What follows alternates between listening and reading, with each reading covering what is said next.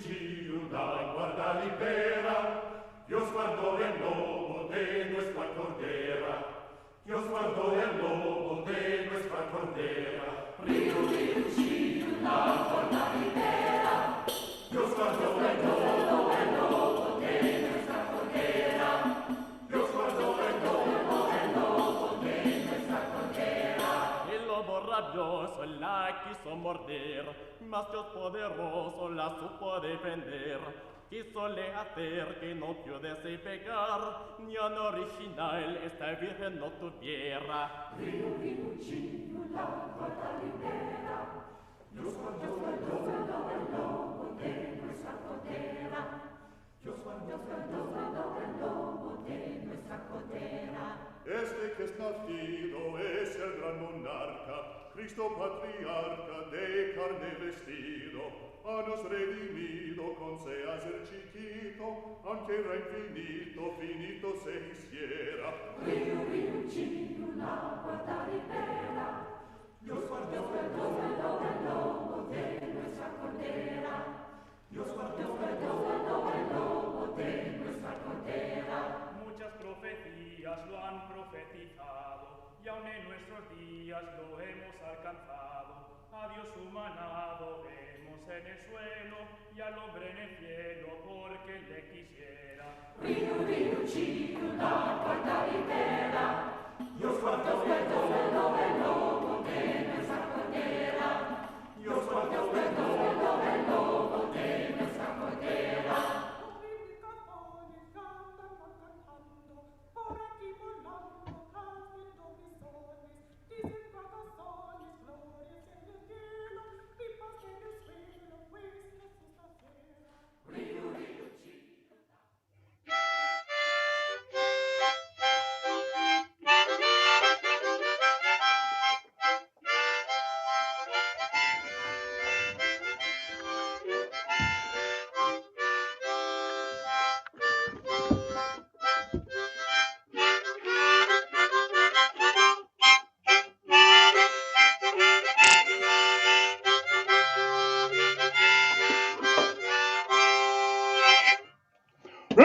Room, my gentles all, and give us room to rhyme. We've come to show activity upon this Christmas time. Activity of youth, activity of age. The like was never seen upon the common stage. And if you do not believe what I say, come in the Turkish night and clear the way.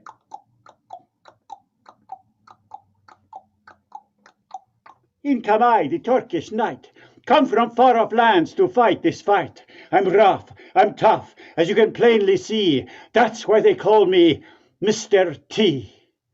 I pity the fool that don't get my jokes.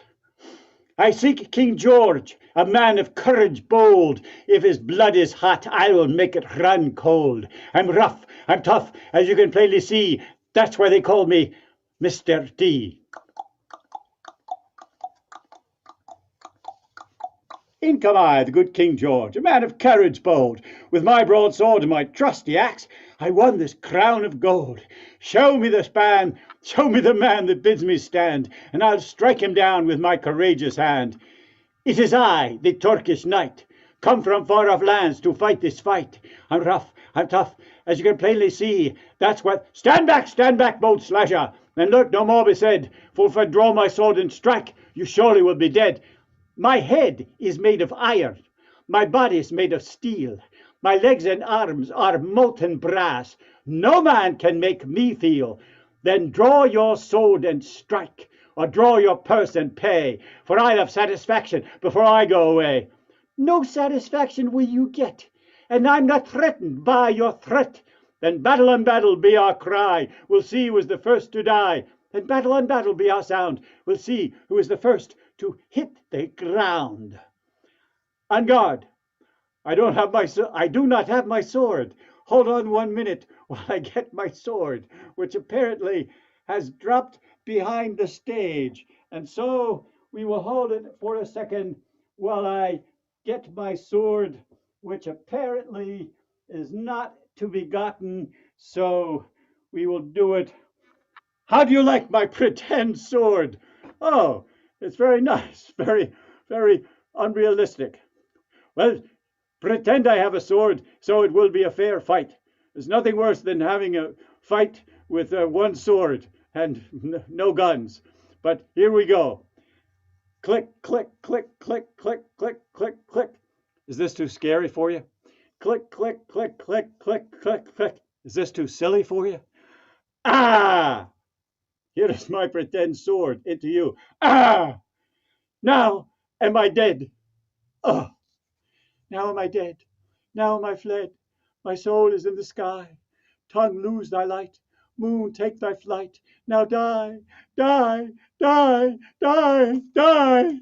Now you say, is there a doctor in the house?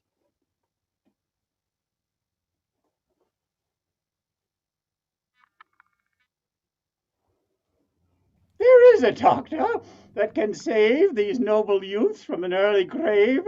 Down through England, France, and Spain, around the world and back again. There is no place I have not been. There is no disease I have not seen. And this bottle by my side, its fame is known both far and wide. Eli Khan, Pin Pon Pain, it brings the dead back to life again. Turkish night, a drop for your head, a drop for your heart. Come on, my boy, and take your part. How do you feel? I feel quite fine, thank you. Well, help me with St. George. Can you? A drop. Don't lose your head, St. George. King George.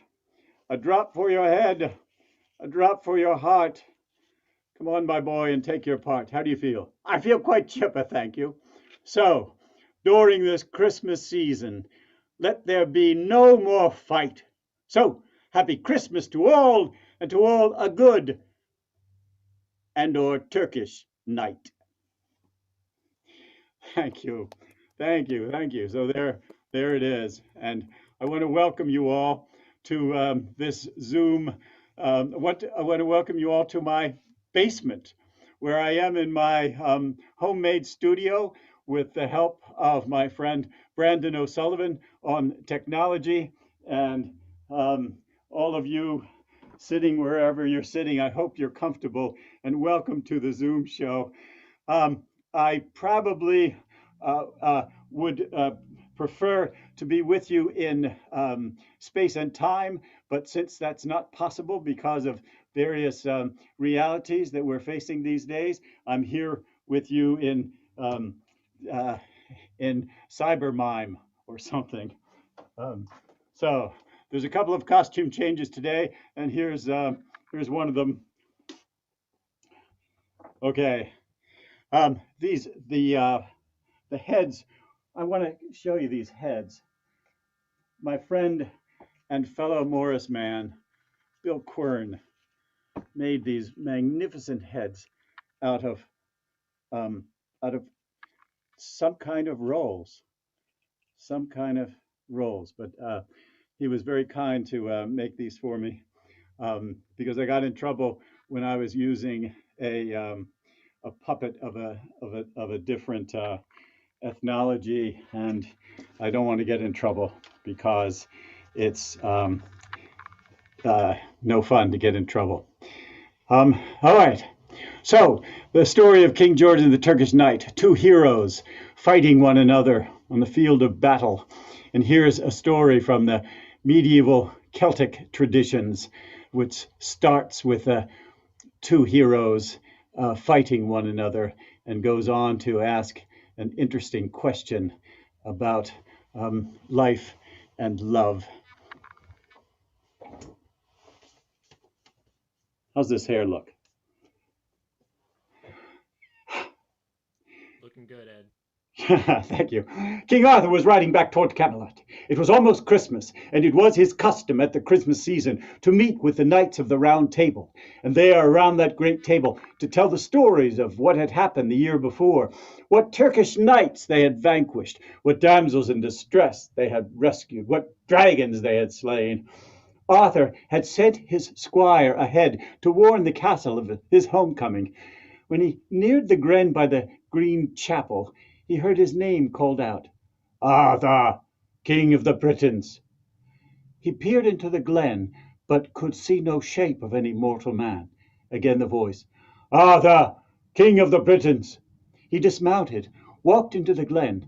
As his eyes became accustomed to the light, there he saw a giant of a knight, 3 times the size of a normal man, clad all in green armor from his helmet to his shoes, and in one hand the great knight held an axe, the blade of which was an ell-rod long and sharp as any razor. Arthur, if thou art as brave as thy brave knights claim, thou'lt stand against me in some Christmas sport. What sport is that, Sir Knight? The beheading game. 1 strike apiece, and you may strike the first blow. The knight handed the axe to Arthur. Then the knight knelt upon the ground, took his helmet off his head, bared his neck, leaned over. Arthur, his honor at stake, took the axe, brought it down upon the knight's neck with such force that the head severed from the body and rolled across the glen, but the body did not fall. Instead, it picked itself up, dusted itself off, walked over to its grisly head, placed it back upon its grisly shoulders, ha ha ha ha, and laughed a grisly laugh. My turn. Now the knight took the axe. Arthur, his honor at stake, knelt upon the ground, took his helmet off his head, bared his neck, and listened.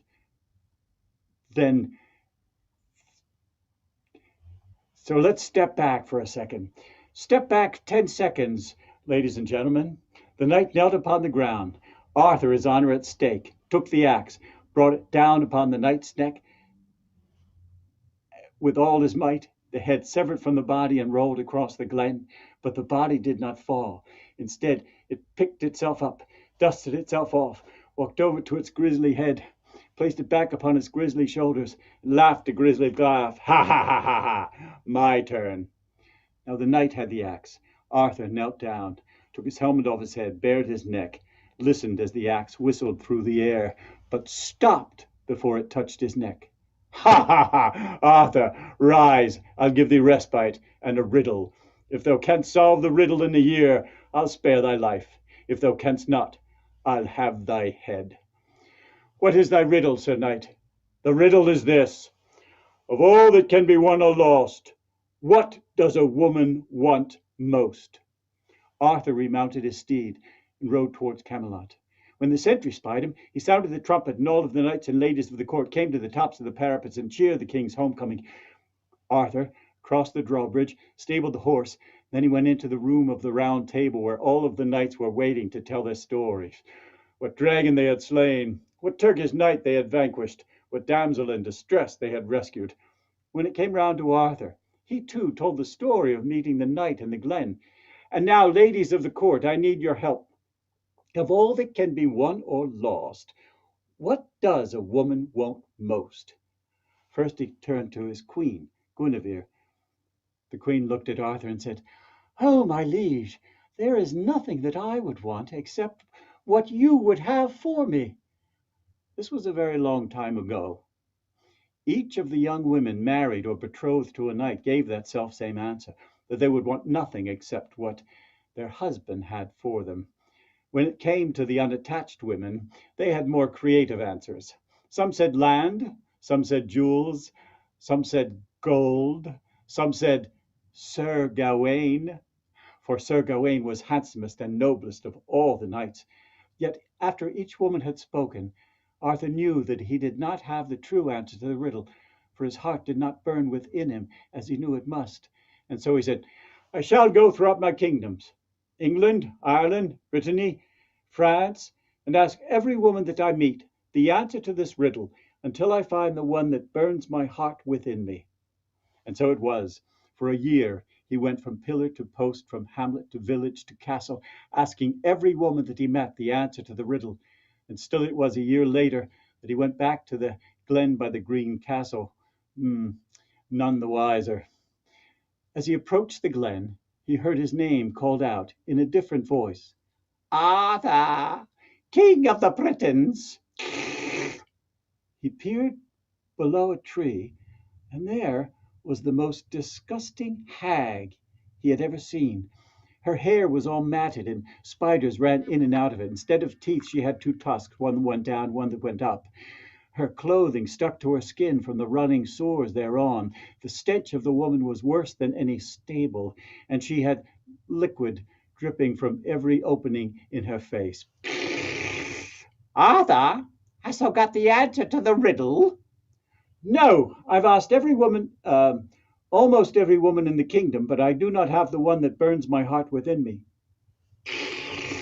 If I give thee the answer to the riddle, wilt thou give me whatever it is I ask? Very well, lady. I will give you whatever it is you ask, if you can save my life. Very well, Arthur. The answer is this. Of all that can be won or lost, what a woman wants most is sovereignty, the right to decide her own destiny, to choose for herself, to be under the will of no one but that of God. When Arthur heard this, his heart blazed within him. He dismounted, went into the glen by the Green Chapel where the Green Knight was waiting. Arthur, hast thou got the answer to thy riddle? Of all that can be won or lost, what a woman wants most is sovereignty, the right to decide her own destiny, to choose for herself, to be under the will of no one but that of God. When the knight heard this answer, he cried a grisly cry, disappeared in a puff of smoke.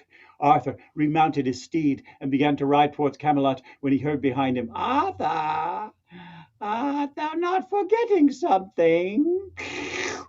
He wheeled the horse about, went back to the hag, helped her upon his saddle, and then taking the bridle as though he were a common squire, Arthur, king of all the Britons, walked to Camelot. When the sentry spied him, he sounded the trumpet, and all the knights and ladies of the court came to the tops of the parapets and cheered the king's homecoming. But their cheers turned to cries of dismay when they saw the unseemly guest. Across the drawbridge, Arthur helped the lady off the horse, and then went into the room of the round table where no knight would speak before he explained the strange guest. And he did so, explaining how the woman had saved his life that very day. And now, lady, I have promised to give you whatever it is you ask. What might that be? I would like Sir Gawain for my husband. Three of the young women fainted dead away. Sir Gawain, handsomest and noblest of all the knights, rose from his seat, went round to the lady, genuflected before her, took her hand. Lady, it would be my honor if you would be my bride. Ah, Gawain, the pleasure will be mine. So that very afternoon, Gawain, handsomest and noblest of all the knights, and the hag Ragnell were married. As the sun was setting, he led his lady up the staircase to the bridal chamber, lifted her across the threshold, placed her on the bed, turned round to close the door, and when he faced the bed again, the disgusting hag was gone, and in her place a woman more beautiful than Gawain had ever seen. What magic is this? Oh, 'tis a strange magic, my lord. Where is my wife? I am your wife? No, the hag, the Lady Ragnell is my wife. I am the Lady Ragnell, Gawain. You see, I have been cast under a spell. Half the time I am as you saw me today, the other half the time I am as I truly am, as you see me now. And now, Gawain, you must decide. Which would you rather have? A wife disgusting in the day and beautiful at night, or beautiful in the day and disgusting at night? Gawain searched his heart, and when he had decided, he said, Lady, I choose that you decide for yourself. The woman's face broke into a smile. Tears came running down her cheeks. Gawain, thou hast done it. Thou hast given me what every woman wants most, the sovereignty, the right to decide for herself, to choose her own destiny.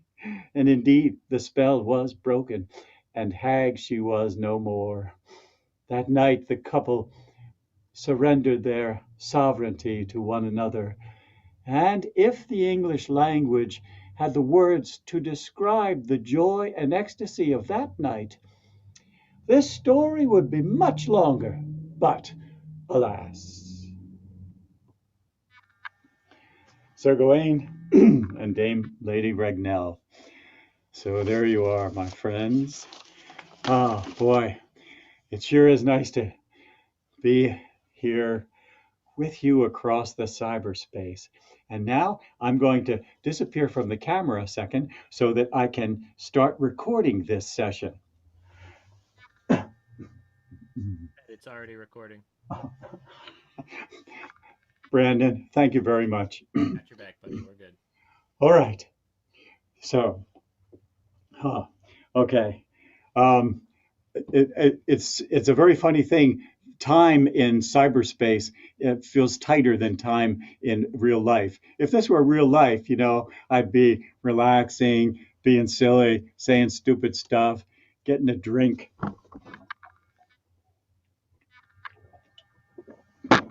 But since we're in cyberspace, you can't get a drink. Tonight will be the fourth night of Hanukkah. And a fellow by the name of Sid Lieberman of happy memory taught me a lot about storytelling.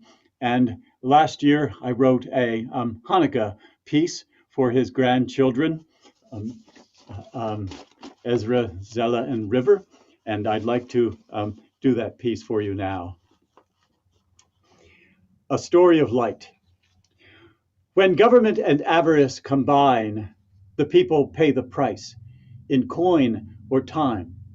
Antiochus IV thought he would sack the temple of Jerusalem, bring back some 1,800 talents to his home in Antioch to gild his pleasure dome. Leave governors behind to persecute the faithful Jews who would refuse tribute to pagan gods, to change their Torah laws, eat pork, play sports, cavort without a pause. And many did assimilate, but some resisted to their peril, wouldn't come to practice Greek indignities of taste. They spit out the trafe and so were laid to waste. The temple was defiled. Judas fled with 9, a band of brothers which he led. They lived up in the hills like wild men until they'd see the chance to come home again. Meanwhile, the Greeks continued in their lust to torture, maim, and shame those who would trust the Holy One in hopes that he would requite injustice, once again make all things right. And so he did. Antiochus expired. The Maccabees then did what was required to cleanse the temple of that pagan stench, maintained 8 days of sacred light unquenched, yet oil enough for one. The other 7 miraculously glowed with light from heaven.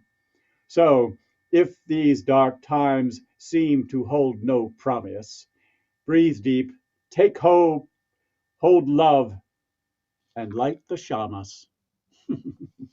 There's a story of light written for the Lieberman grandchildren. While we're on the subject of poetry, I'll do my Christmas poem from a couple of years back. Every Christmas time, I try to write a sonnet in Christmas, in the Christmas spirit, and this is the one from 2011, which is actually my favorite. It's called Camel Ride, and it's the camel riding the wise men. So this is, remember the Clark Bar commercial from before you were born? This is my inspiration. The camel is speaking. And here we go again, the camel thought. Another wild goose chase in the dark. Another fruitless search for God knows what. By omen-driven wise men. What a lark! Jerusalem, they thought, would yield a crown, one worthy of their worship, newly born. But Herod scoffed, and sneering sent them down to Bethlehem, backwater all forlorn. The star they followed draws them on apace, past field returning shepherds with strange tales of manger mystery, joy upon each face, outshining sunrise as the starlight fails. May what we find there grant us all God's rest. Quiesce these crazed fools errant, quench their quest. Oh, I want a Clark bar. There's a reference to um, years and years ago. All right. Oh, what's that? You want to hear something by Charles Dickens? Oh, what? You want to hear my version of the Dickens Christmas Carol? What? In rap form, read slowly because I want to get every word out. Oh, okay. Even though Tim Lowry has just completed his filming of The Christmas Carol, which is a real film, a one-man show of The Christmas Carol, which you can find online, and I bet someone in the audience can put the link up on the chat for Tim Lowry's. Meanwhile, here's Ed Stivender's, much different tonality. Scrooge and Marley, Scrooge and Marley, the sign on the counting house read, but dead as a doornail. Scrooge's partner was dead. Christmas Eve, the office cold as a freezer. Bob Cratchit had no coal. It didn't bother Ebenezer, that squeezing, wrenching, grasping, clutching, covetous old sinner. Bah, humbug, was his response to his nephew's Christmas dinner. When collecting for the poor, two men asked for his donation. He said, "Let the poor all die and decrease the population." Begrudgingly, he gave his clerk the next day off, then home to his rooms, nursing a slight cough. Bah, humbug, he repeated as he took to his bed, when the sound of eerie change served to eerie change. That's wrong. Although there is change in the story, in that they're money people, and there's change later on in another story, but these were chains, not change. The sound of eerie chains served to fill his heart with dread. All chained to his cash ledgers came his old partner's ghost, and he begged Ebenezer to do his uppermost, to change his selfish ways. The response to this suggestion was to claim that Marley's appearance was a case of indigestion. "You'll be visited by spirits who'll implore you to repent. Take heed, old friend, and change your ways." Then through the wall he went. "Bah, humbug," said the miser, glad this visit was done. He got in bed and fell asleep till the clock struck 1. The first ghost of Christmas conveyed him to his past, his lonely life, his sister Fan, an engagement that didn't last. His fiancée released him, though it caused her so much pain. She couldn't stand his worship of his great god, Gain. His apprenticeship with Fezziwig, oh, wouldn't it be lovely to see his boss dance with his wife, the Sir Roger de Coverley. "Oh, take me back, oh spirit," he said with a moan. So the spirit did, and once again he found himself alone. The clock struck 1, bong, and suddenly the sense and sight so pleasant filled all the room, and there he was, the ghost of Christmas present. Again the spirit took him on a whirlwind tour, around the world, through town and shire, by neighbors rich and poor, and every place the spirit stopped, though heavy with despair, he radiated all around a sense of love and care. The Cratchit's home with Tiny Tim, legs crippled by disease. "God bless us, every one," he cried. "Now pass the pudding, please." At nephew Fred's house laughter reigned, though some at his expense. Fred figured Uncle's loneliness was his own just recompense. But one last sight the spirit held, his demeanor going blunt, 2 wretched children 'neath his robe, pale ignorance and want. The final spirit's turn it was of Christmas yet to come. Black cloak, no face, an outstretched hand, no voice at all, quite dumb. First to a conversation 'twixt bankers in the town. Someone had died, but 'twas no matter, no real cause to frown. Then to the rag and bone man's, where purchases were made of curtains, blankets, bedclothes stripped from the newly dead. Then to the Cratchit's house, all somber mourning, Tiny Tim. Finally to a graveyard, where the rotting corpse was him. Now old man Scrooge was on his knees, crying like a baby. Are these the things that must be, Spirit, or only just what may be? Why, show me this if I am past all hope. I'm not a man I was. I'll quit that slippery slope. I'll harbor Christmas in my heart and keep it all the year. He tried to grasp the spectre just to watch it disappear. Lo and behold, he found himself right back in his bed. The horrors of the night was past. Hooray! He wasn't dead. He was as light as a feather, as giddy as a drunk. What day is it, young fellow? He no longer in a funk. It's Christmas Day, the urchin said. Still time to change his ways. He sent a giant turkey to the Cratchits in a daze. He dressed in all his best, started to the house of Fred, crying Merry Christmas Day to every passing head. So Bob Cratchit got a raise. The almsmen got their gift. Gone was Bah Humbug. Gone the grasping thrift. I've only got one more rhyme before I've got to fly. Tiny Tim, he did not die, boy. So there's my version of the Scrooge rap. Thank you. Let me look on this. Let's look at you guys. It is so nice to be with you all. I really appreciate it. Does this hair make me look fat? Okay. Let's go on to 1905, to New York City, maybe the Lower East Side.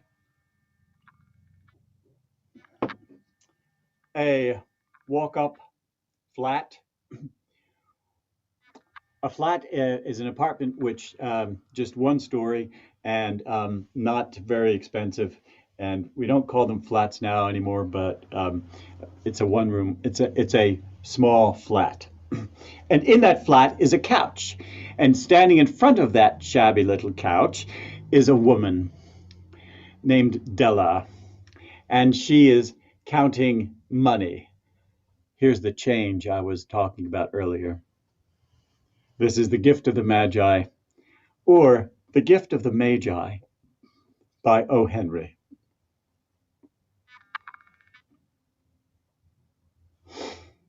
$1.87. That was all. And 60 cents of it was in pennies. Pennies saved one and two at a time by bulldozing the grocer or the vegetable man or the butcher until one's cheeks burned with the silent imputation of parsimony that such close dealing implied. 3 times Della counted it. $1.87. And the next day would be Christmas. There was clearly nothing to do but flop down on the shabby little couch and howl, so Della does it, which instigates the moral reflection that life is made up of snobs. There are many snobs in life, aren't there? But O. Henry says, instigates the moral reflection that life is made up of sobs, sniffles, and smiles, with sniffles predominating. While the mistress of the home is gradually subsiding from the first stage to the second, take a look about the home. A furnished flat for $8 a week. It does not exactly beggar description, but it has that word on the lookout for the mendicancy squad.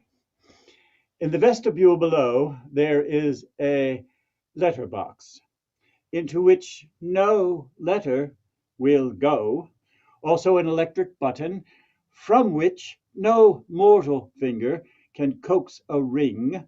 Also appertaining thereunto is a card bearing the name Mr. James Dillingham Young.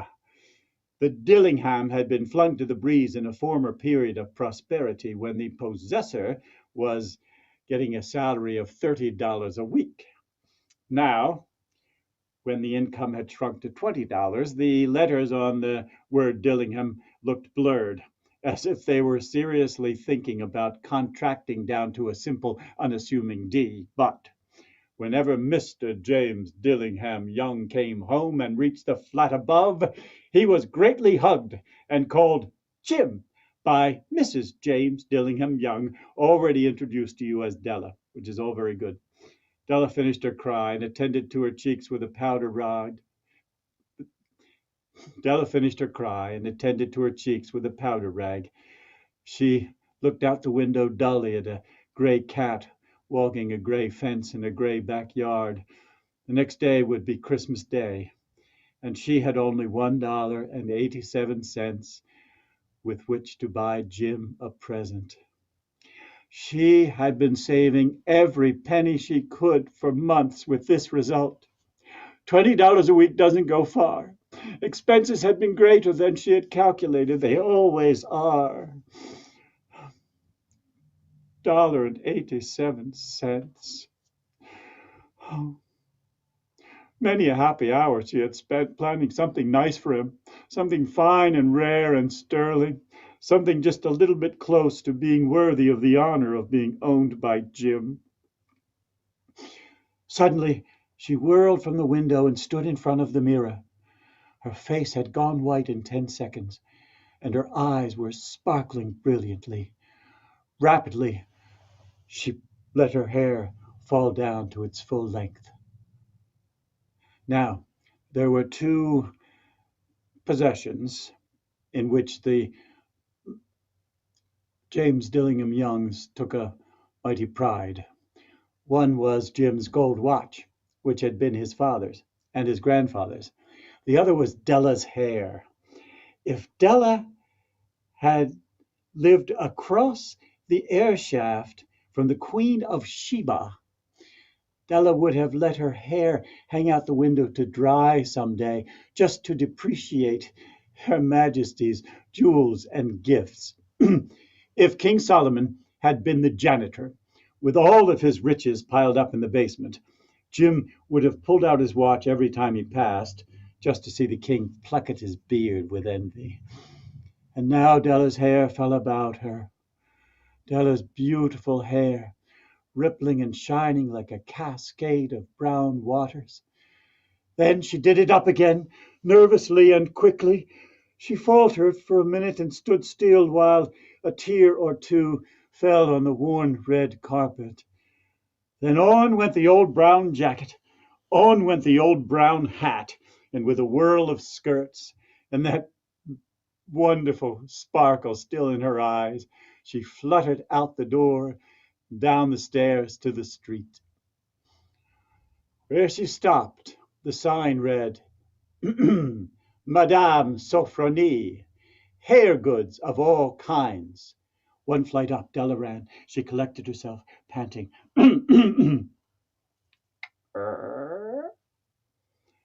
Yes, madame. Large, chilly, too white, hardly looked the Sophronie.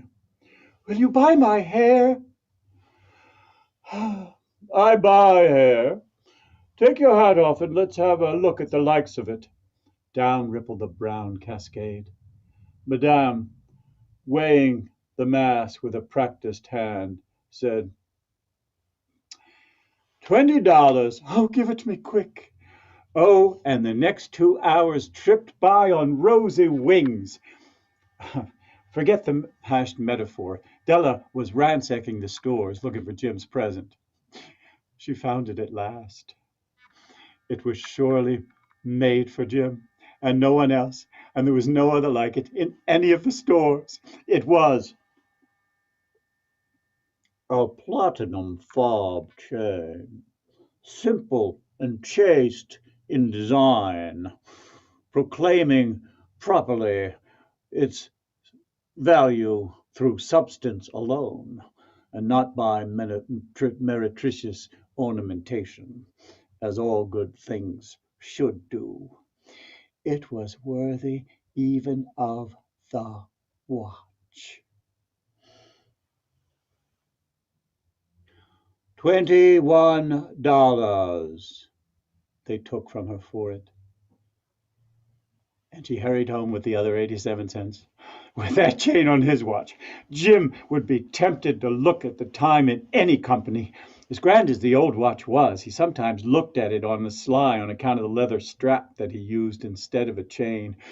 When Della got home, intoxication gave way a little to prudence and reason. She got out her curling irons, lighted the gas, and went to work repairing the ravages of generosity added to love. A tremendous task, dear friends, a mammoth task. Within 40 minutes, her head was covered with little close-lying curls that made her look wonderfully like a truant schoolboy.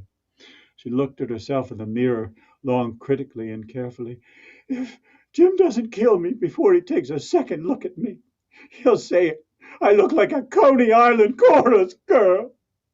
But what could I do? What could I do with $1.87? At 7 o'clock, the coffee was made. The frying pan was in the back of the stove, hot and ready to cook the chops. Jim was never late. Della doubled the chain in the palm of her hand and sat on the corner of the table next to the door Jim always entered. Then, when she heard his step on the stair way down on the first flight, she went white for a moment. She had a habit of saying little prayers about the simplest everyday things, and now she whispered, Dear God, please make him think I'm still pretty. The door opened and Jim stepped in and closed it. He looked tired and thin and very serious. Poor fellow, only 22 years old, and to be burdened by a family. He needed a new overcoat and was without gloves. Jim stopped inside the door, as motionless as a setter on the scent of quail. His eyes were fixed on Della, and there was an expression in them that she could not read. It was not anger, nor disapproval, nor surprise, nor horror, nor any of the sentiments that she had been prepared for. He just stared at her fixedly, with that strange look on his face. Della wriggled off the table and went from, Jim, darling, don't look at me that way. I've had my hair cut off and sold it because I couldn't live through Christmas without giving you a present. It'll grow back. You won't mind, will you? I just had to do it.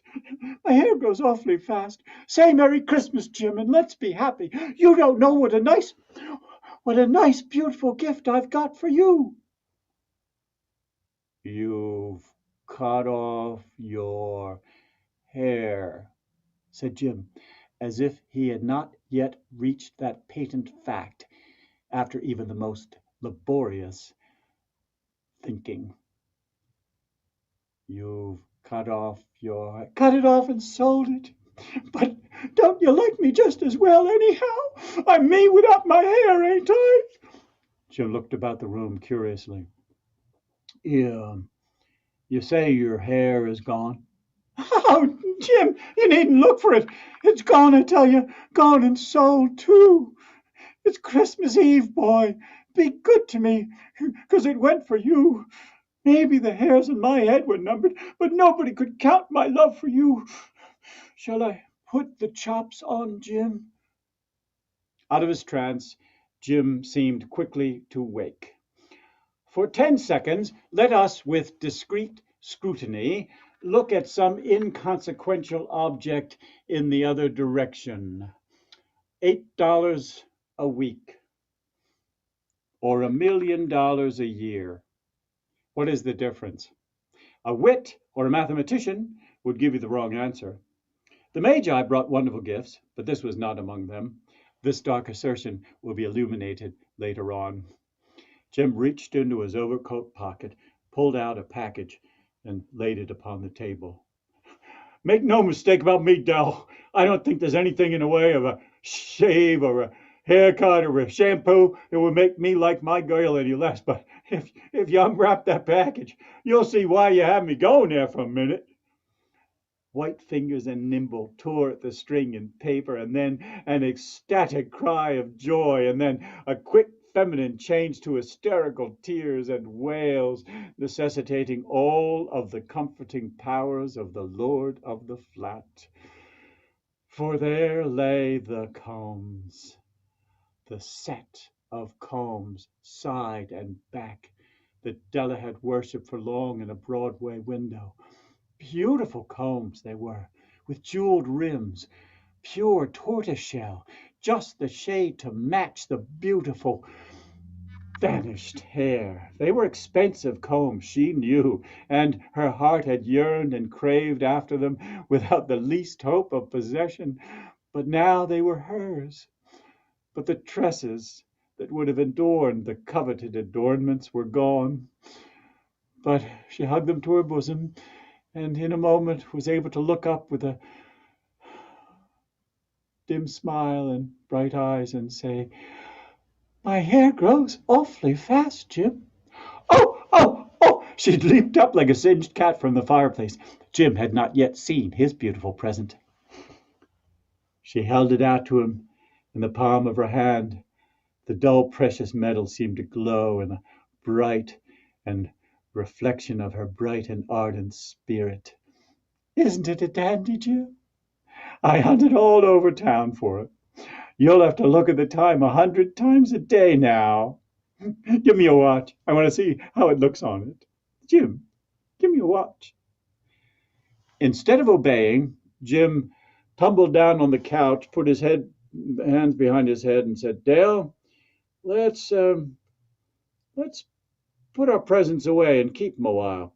They're too nice to use just at present. I sold the watch to get the money to buy your combs. So let's say you put them chops on." The Magi were wise men, as you know, wonderfully wise men, who brought gifts to the babe at the manger. They invented the art of giving Christmas presents, and being wise men, their choices were no doubt wise ones. And so I, in case of extrication, in case of, and being wise men, their choices were no doubt wise ones, with the right to exchange in case of duplication. And here I have lamely related to you the uneventful chronicle of two foolish children in a flat who most unwisely sacrificed for each other the greatest treasures of their house. But in a final word to the wise of these days, let it be said, of all who give gifts, these are wisest. Of all who give and receive gifts, such as these are wisest. Everywhere they are wisest. They are the Magi.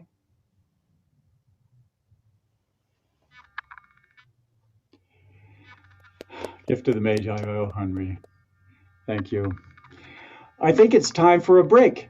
We're going to put some information up on the screen. And you probably remember that this is a free show, but if you want to make a donation to Project Home, you can do that anytime. The link is in the beginning of the chat. And now we'll have some pictures of Project Home and how wonderfully successful they are. And I'll be back in a couple of minutes.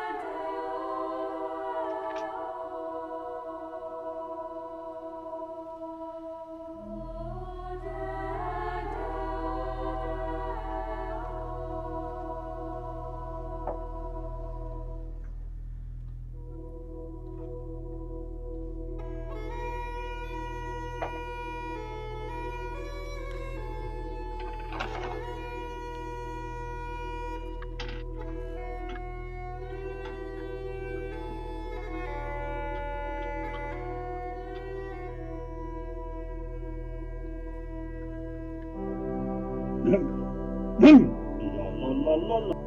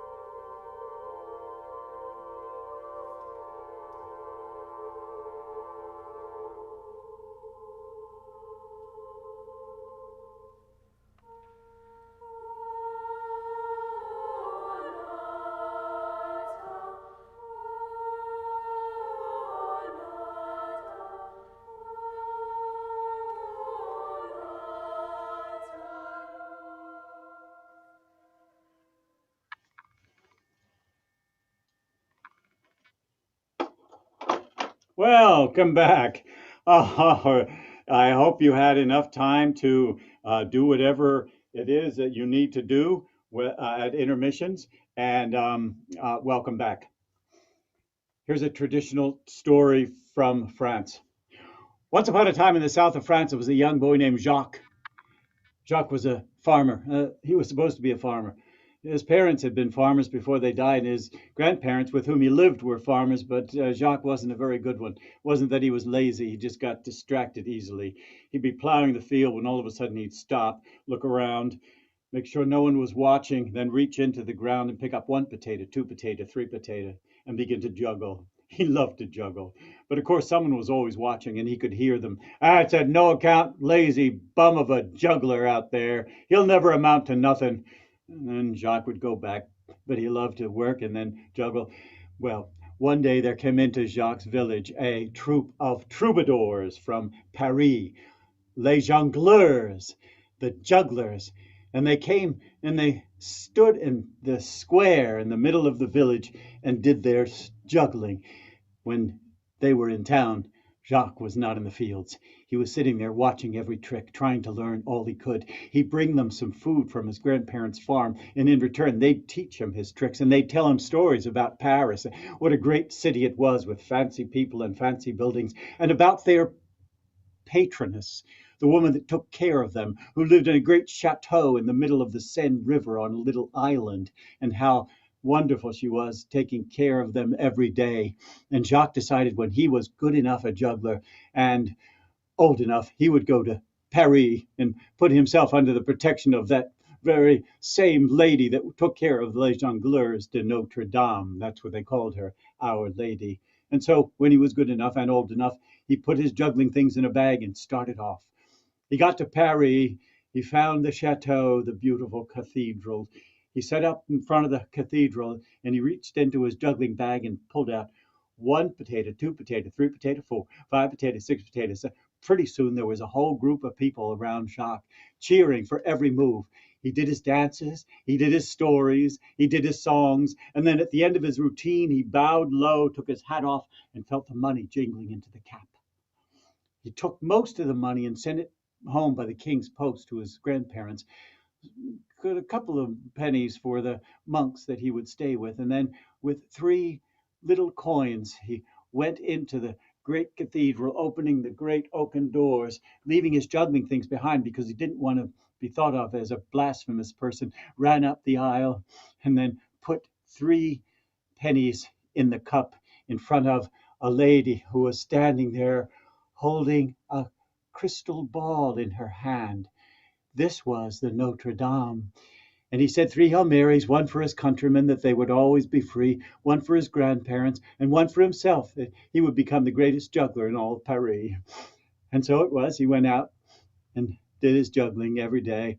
And then as the days grew longer, there were more time for juggling, more money to send home to his grandparents. One day in the summer when he was juggling, 2 gentlemen walked across the square in deep conversation. One was Peter Abelard, the great professor at University of Paris, and the other was a poor monk from Assisi. And they were discussing whether a thing could be both secular and sacred at the same time.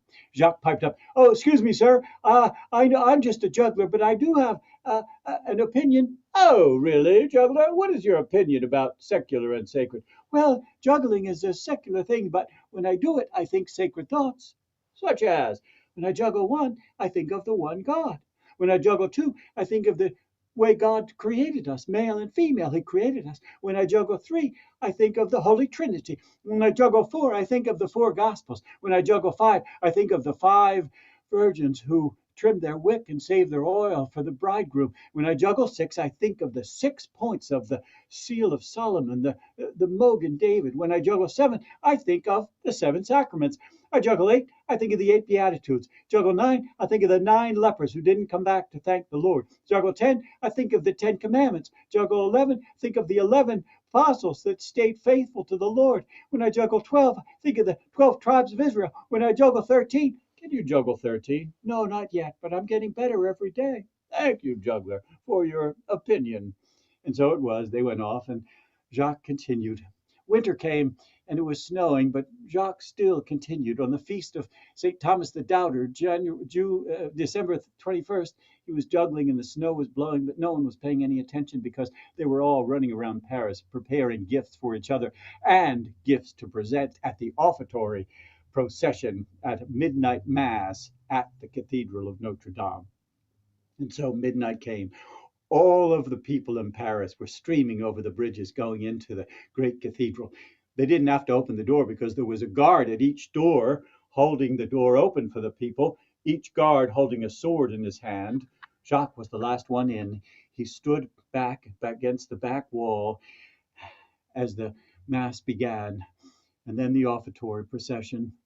Peasants, some from his own village, went up and presented their fruits of their labor, and then the artisans theirs, and then the merchants theirs, and then the noblemen with presents even greater than the one before. Finally, the king put up a great filigree model of the Notre Dame Cathedral itself. Everybody in Paris had a present for the lady except for Jacques. Suddenly, he got an idea.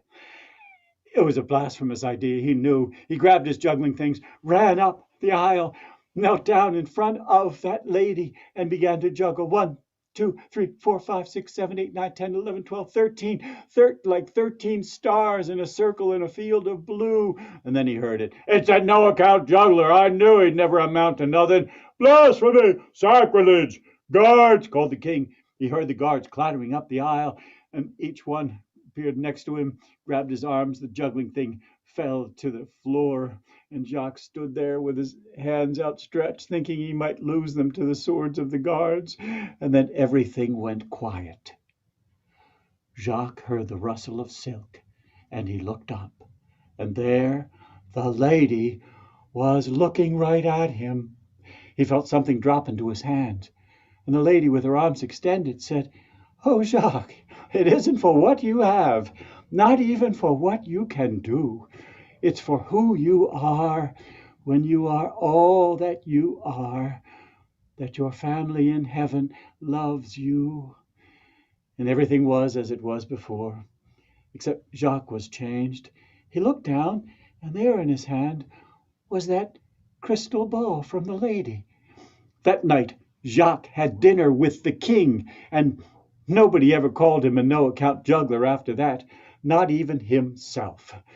The Juggler of Notre Dame, about which there are at least one opera by Massenet, and you can look that up, and you can look up Anatole France's version of that story. But that was the quickest version I've ever told in my experience, and so now it's time for my favorite kind of storytelling, improvisation based on audience suggestion. Oh, Ed, how are you ever going to do improvisation based on audience suggestion when the audience is nowhere near you? Well, this is what we're going to do, friends. I'm going to tell, I do this improv fairy tale, right? I take a fairy tale, take a character from another fairy tale. Here's what I normally, well, I'm not going to do it normally exactly. I need a famous fairy tale. I need a character from a Christmas story, any Christmas story you want. I need a place where the fairy tale normally don't occur. I need something that you hate about Christmas time. I need something that you love about Christmas time. And I need a saying or a slogan. Okay, pretty impossible, but I will do my best because I'm There's a lot of great answers in the chat for you, Ed. Pardon? There's a lot of great answers in the chat. Okay, can we take um, uh, uh, Brandon tells me there's good ideas in the chat. My normal way of doing it is taking the first idea that comes along. So I'll take the first idea of a fairy tale that somebody has put there. Brandon, can you do that for me? Yeah, the first one was Rapunzel. Okay, Rapunzel it is. We got Rapunzel. And now a character from a Christmas story. Tiny Tim. Tiny Tim, oh great. Okay, we got Rapunzel, we got Tiny Tim. Good. How about a place? A place people don't like about Christmas. No, I'm sorry. A place where, did I ask for a place where storytellers don't occur, or is that, Yeah, did I yeah, forget? shopping mall. That's the first one. A shopping mall. Okay, good. And the first one of a something they don't like about Christmas. Scrapple. I'm not sure. Scrapple. Oh, great. Okay, Scrapple. I'm doing a little study guide on Scrapple. Okay, go ahead. And the next thing, something they love about Christmas. Playing games. Playing games. Good. Okay, and the last thing is a saying. What's the first saying that's come up? So be good for goodness sake. Whoa, somebody's coming. So be good for goodness sake. Whoa, somebody's coming. Yeah. Oh, Okay. there's one that came in a little bit earlier. Sorry, I missed that one. It's plop, plop, fizz, fizz. Oh, what a relief it is. That's a pretty good one. All right. So we got Rapunzel. We got Tiny Tim. We got Scrapple. We got playing games. We got pop, plop, plop, fizz, fizz. Oh, what a relief it is. And did we have better watch out, better not cry? So be good for goodness sakes. So be good for goodness sakes. Somebody's coming. Oh, somebody's coming. Okay. So we got Rapunzel. We got Tiny Tim. We got a shopping mall. We got Plop Plop Fizz Fizz. We got Scrapple. We got playing games. And we got Plop Plop Fizz Fizz. Oh, what a relief it is. Oh, but sorry, friends, we don't have any time. Those of you who have seen me, are used to this shtick. So good luck to all of us.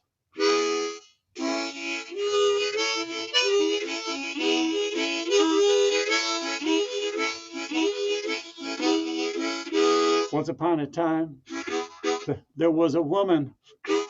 She was pregnant and she was hungry. She wanted scrapple.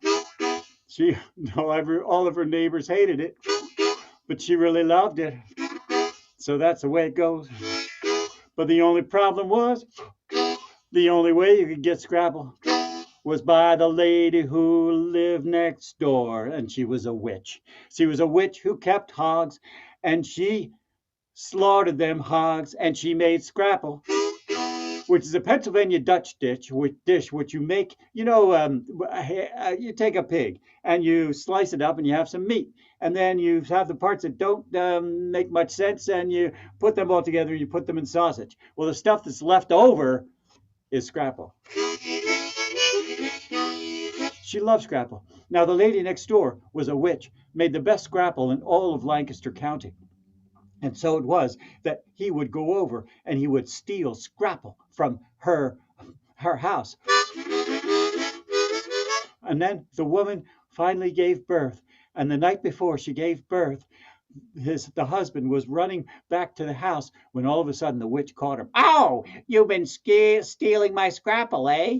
"Oh, I'm sorry, but my wife needed it. But nobody likes scrapple." "Yeah, well, my wife does." "Don't play games with me, sonny." "Oh, I like to play games. That's one of my favorite things about Christmas." "Never you mind. Doesn't scrapple give you indigestion?" "Well, it does. Some people gives indigestion, and what they do is plop, plop, fizz, fizz. Oh, what a relief it is." "Don't get tricky with me, sonny. I'm going to take your firstborn child, and I'm going to take her, and I'm going to call her—" "Oh, what are you going to call her?" "Scrapple, because your wife has eaten so much scrapple that's so she took scrapple and made a big tower. The top of the tower, they put the girl named Scrapple, and it was a terrible thing. And so it was that she stood up there all the time. And every day the witch would say, "Scrapple, Scrapple, let down your hair, that I may climb the golden stair." And every day Scrapple would throw out her hair. It was a little greasy, not sure why. And the witch would climb up, and there, "Anybody been here?" "Oh, no, ma'am." And she would climb down. And so one day, along came a fellow who was using crutches. And he came, and he saw the witch, and they saw the hair come down. "Scrapple, Scrapple, let down your hair," and saw the witch go up. And then the witch came down. And then Tiny Tim walked over and said, "Scrapple, Scrapple, let down your hair." And Scrapple let down her hair. And Tiny Tim climbed up to the top of the thing. And Tiny Tim said, "Well, it's nice to see you, Scrapple. Do you need anything from the mall?" "Well, yes," said Scrapple. I need some hair stuff." So Tiny Tim went back down. He went to the mall and he hobbled his way in and he got the hair stuff at the mall and he took it back to Scrapple. And all of a sudden, "Scrapple, Scrapple, let down your hair." All of a sudden, they look out and here comes the witch. And Tiny Tim says, "What are we going to do now?" "I've got an idea," said Scrapple. "Let's play a game. The witch will come in. Oh, I love to play games about Christmas, especially at Christmas time. What kind of, especially when we have that gin that we have in The Christmas Carol by Charles Dickens. Oh, don't ask questions. See Tim Lowry's. Big Tim Lowry. I'm Tiny Tim." And so they were playing a game when the witch came in, and the game that they were playing was charades. And the witch was so entranced at the game they were playing that she had a change of heart, and she stopped being a witchy witch, and she said to Scrapple, "Scrapple, what do you want to do now?" And Scrapple said, "Oh, I want to go and get married to the prince, and I want to ask Tiny Tim to be my I want to be my best man." So Tiny Tim, can you do it? "Yes, I think I can do it." "Well, be good for goodness sake, 'cause somebody's coming." And it was the prince, and they got married. And the witch was the was the maid of honor, because at Christmas time everything goes very sweet, even if it's unbelievable. It's Christmas season, everybody. And so I hope you live as happily ever after as they live. And that's the end of my Christmas offering for 2020. thank you for paying attention and for your patience with my mistakes. When I make a mistake when there's people around, everybody enjoys it, covering for a mistake. But when you make a mistake when you're in your basement, it's not that much fun for anybody. But thank for your patience. And now we're going to end the show is actually over, but we are going to have some time now where we can talk and visit. Um, does that so Brandon, how can we do? How can we visit?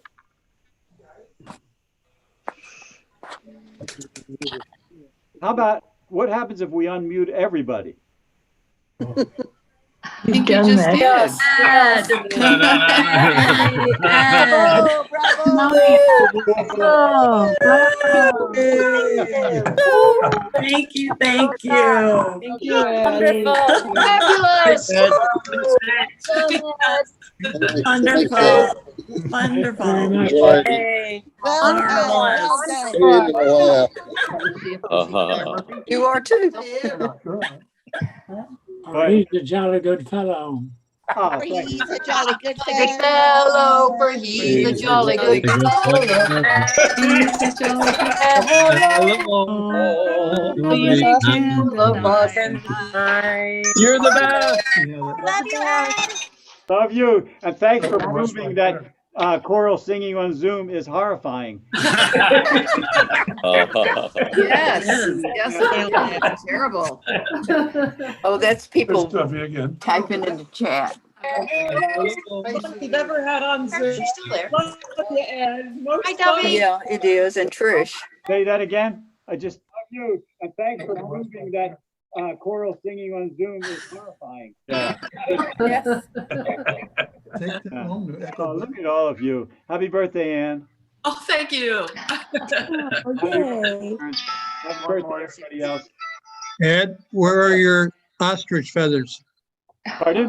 Where are your ostrich feathers? Okay, I'll do a Feathers. quick encore. Okay. Mute ourselves. Okay, here's a quick encore. Because I tell the Christmas story with chess pieces. Because the people, I can't use a creche because the government says it's you can't. It's a freedom of religion problem. So instead of a creche, I bring chess pieces. So here's the chess piece story of the Christmas that is my encore because you want to hear a thing. You want to see the actually the peacock feathers, but you'll see in a second that the peacock feather I couldn't use a whole peacock feather. So anyway, use the chess pieces. 2 white guys and a black guy in the east, and 2 shepherds over in the fields. Okay, and now we're ready to tell the story of the first Christmas party, starring the Queen. Once upon a time, there was a young lady named Mary. She was the most beautiful, most graceful lady that ever existed. She was engaged to a guy named Joseph, and they lived in Nazareth, in Galilee, in the north. One day, Mary was hanging out in her garden when all of a sudden, Hail Mary, full of grace, the Lord is with thee. Who are you? I am an angel of the Lord. You're kidding. No, angels aren't allowed to kid. If it is your will, the Holy Spirit will come upon you, and you will conceive and bear a son. His name is Jesus, Emmanuel, God with us. If it's all right with you. Behold, the handmaid of the Lord. Anything God says is fine with me. Congratulations. Good luck explaining it to Joseph. Bum, bum, bum, bum, bum, bum, bum. Working all day in the carpenter's shop, going over to see my fiance. Hello, Mary. Hello, Joseph. What's new? Messiah is finally coming. That's great news. How's he going to get here? I'm going to bear him as a child. What? The Holy Spirit has come upon me, and I will bear the child Jesus, the Messiah, as my son. Mary, are you pregnant? Yes. I suppose you can safely say our engagement is off forever. Goodbye, slam. I could divorce her, I could have her stoned. Well, maybe I should divorce her quietly. I better sleep on it. It was a good thing, too, because it was time for a visit. Joseph, Joseph, Joseph, wake up, oh ye of little faith. Who are you? I am an angel of the Lord. You're kidding. No, angels aren't allowed to kid. Mary has been conceived of the Holy Spirit. She's not kidding. So you go back and apologize. Oh, So, knock, knock. Hello, Mary. Can you ever forgive me for doubting you? Of course. And we can still be married? Of course. So Mary and Joseph were married, and they lived in Galilee. One day, by order of the emperor, all Jews are to report to their homes of their forefathers. Joseph, that means you have to go all the way to Bethlehem. Yeah, yeah, yeah, yeah, yeah. So Joseph and Mary started off to Bethlehem, and Mary got on the back of the donkey because the Chevy was in the shop. I went down to Bethlehem, knocked at the door of an inn. Yeah, what do you want? Excuse me, sir. Is there any place to stay? No. You got reservations? No, we didn't know we need. You got to be kidding me, mister. You expect to stay at the Bethlehem Holiday Inn without reservations on Christmas Eve? I didn't know it'd be this busy. Well, next Christmas, make reservations, but there's a stable out back. You can use that. So they went round to the stable, and Mary lay down in the straw, and Joseph next to her. Joseph said, smells like a stable in here. It's all right, Joseph. Anything God says is fine with me. And so when her time had come, you have to close your eyes for this part. Come on, close your eyes. Wah, wah, wah. Oh, Mary, he's beautiful. May I hold him? Of course. Joseph held the baby. Whoopee, whoopee. And they were very happy. They weren't the only ones that were happy. Shepherd, shepherd, shepherds abiding in the field, keeping a watch over your flock by night. Hey, Chauncey, look at that. Looks like an angel, don't it? I think it is an angel, Edgar. Wonder what he's trying to tell us. Shepherd, shepherd, shepherds, there is born this night in Bethlehem a Savior, Emmanuel, God with us. You're kidding. No, angels aren't allowed to kid. So go on down to Bethlehem and see the babe wrapped in swaddling clothes. So they went down to Bethlehem, looked at their babe wrapped in swaddling clothes, laid in a manger, and they each had a chance to hold him. And then Chauncey said to Edgar, hey, smells like a stable in here. We better clean this place up. And it was a good thing, too, because just then, coming from the east,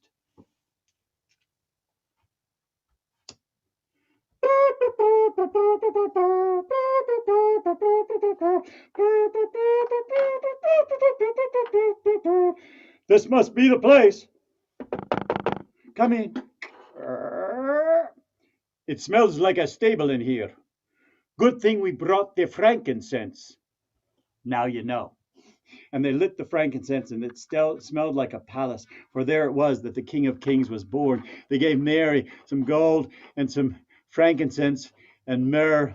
We don't know what they did with the myrrh, but they had a merry Christmas. But with some of the gold, they went down to the 7-Eleven store, got potato chips, pretzels, and Diet Coke and 7-Up, and they had a party. Party lasted for 12 days. People say to me, hey, Ed, you can't tell a story with toys. This night, it's 2020. Don't you know any more modern ways? Yes, I do. A rap. Give me a snap, I'll give you a rap. I said, once upon a time, long time ago, there was a baby born in Bethlehem. He was born in a stable on the donkey's dinner table, and the magic man came to visit him. They brought him gold and frankincense and myrrh and said the boy was going to be a king. Mary just smiled, let him hold the child, but she didn't say anything because she knew who he was and she knew what he could do. Chaka Khan, nearby there were shepherds abiding in the field, keeping a watch on their flock, looked up to the sky. Their heads began to reel when they saw what they saw. They got quite a shock. There was 1,000 angels in the sky. I said 1,000 angels singing Heidi, hi, singing Heidi, Heidi, Heidi, hi. I said Heidi, Heidi, ho. That's your part. Heidi, Heidi, Heidi, hi. I said, Heidi, Heidi, ho. One more time. Heidi, Heidi, Heidi, hi. I said, Heidi, Heidi, ho. Well, look out. They came out, the shepherds came down to the town, and they found the little stable still. Drummer boy was there, and so was Santa Claus. With light, the little stable was filled. Just then the party started, because didn't you know it was the very first Christmas day? Well, the drummer hit the drum, and the piper hit the pipes, and everyone began to swing and sway. They were jamming the jive for Jesus, coming in tight on the chorus. They looked up to the angels and said, sing hallelujah for us. And they sang, Heidi, Heidi, hi. I said, Heidi, Heidi, ho. One more time. Heidi, Heidi, Heidi, hi. I said, Heidi, Heidi, ho. Well, look out. They gave each other presents, and Santa got some too. Ever since that day, he tries to give his away. I hope he gives some presents to you, singing Heidi, Heidi, Heidi, hi. Heidi, I said, Heidi, Heidi, Heidi, ho. Heidi, One last time. Heidi, Heidi, Heidi, Heidi, Heidi, Heidi, Heidi, ho. Heidi, ho. Boy. Okay. Thank you for Bravo, bravo. Wonderful. Bravo. Thank Well you. done, well done. Great, Ed. Thank you. Thank you, Ed. Hooray! Wonderful. Thanks Thank for you. coming. So Thank fun. you for coming. Thanks, Ed. It's been a great Wonderful. talk. How about these flowers? Nice flowers from Jan Olson. Thank you, Jan. Nice flowers. Thank you, Ed. Jan. What? Oh, thank you, Jan. For the flowers. Woo! Jan. I don't know. Woo! Presumably. Cape Clear's doing well tonight. Yeah. Thank you, Ed. That was wonderful. That was lots of fun. Might be time to go out and have some scrapple, Ed. Oh. Or go to a thank you, Ed. Scrapple is a Pennsylvania Dutch dish that's very popular for breakfast in this part of the world. Oh, my stars. Especially in Lancaster. And if you want, my mother, when I was at Notre Dame, my mother would send a dry ice package of not vaccine of Scrapple from Notre Dame, and it was a delicious treat. So, Ed, this is Yes. Angela. We used to summer in Ocean City with my grandma, who my dad grew up in Philadelphia. And we used to have scrapple in the summer for breakfast, and I totally loved it. And I'm the one that put it in the chat. I did that as a present to you. Thank you, Angela. Thank you.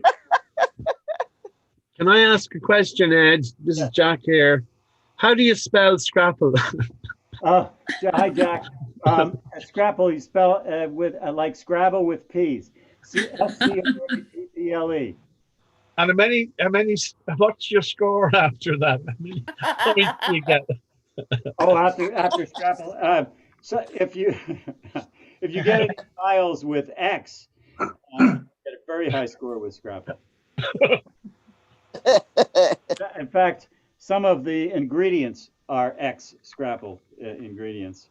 I need to ask you, did I miss anything? Did I leave out anything out that I was? Oh, you got my shopping mall in. This is Liz Weir. Thanks for putting the shopping mall in, Ed. Oh man, Liz, thanks for coming from over Wouldn't have this. missed it. Oh, thank you. It's great to see you.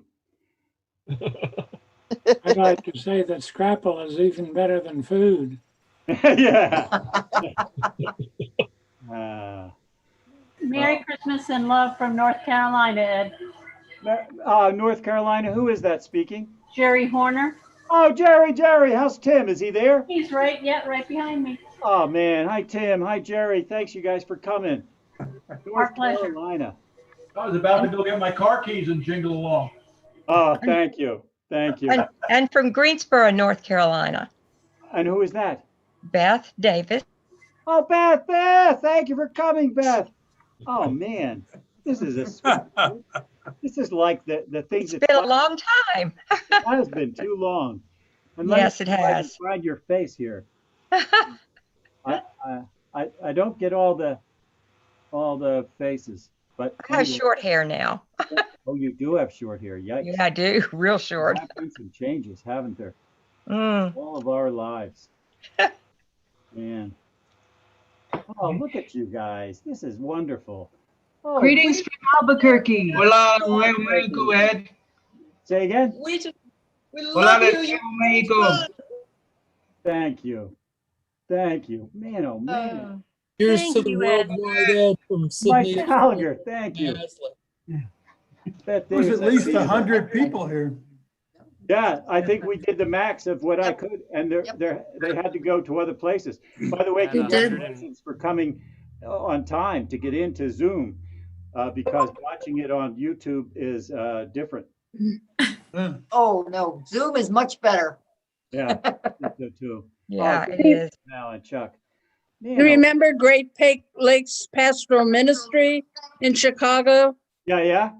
Yeah, back then, what, 35 years ago when you started it? Oh, And you sold me your batch of feathers. Oh, yes. And you still have any left?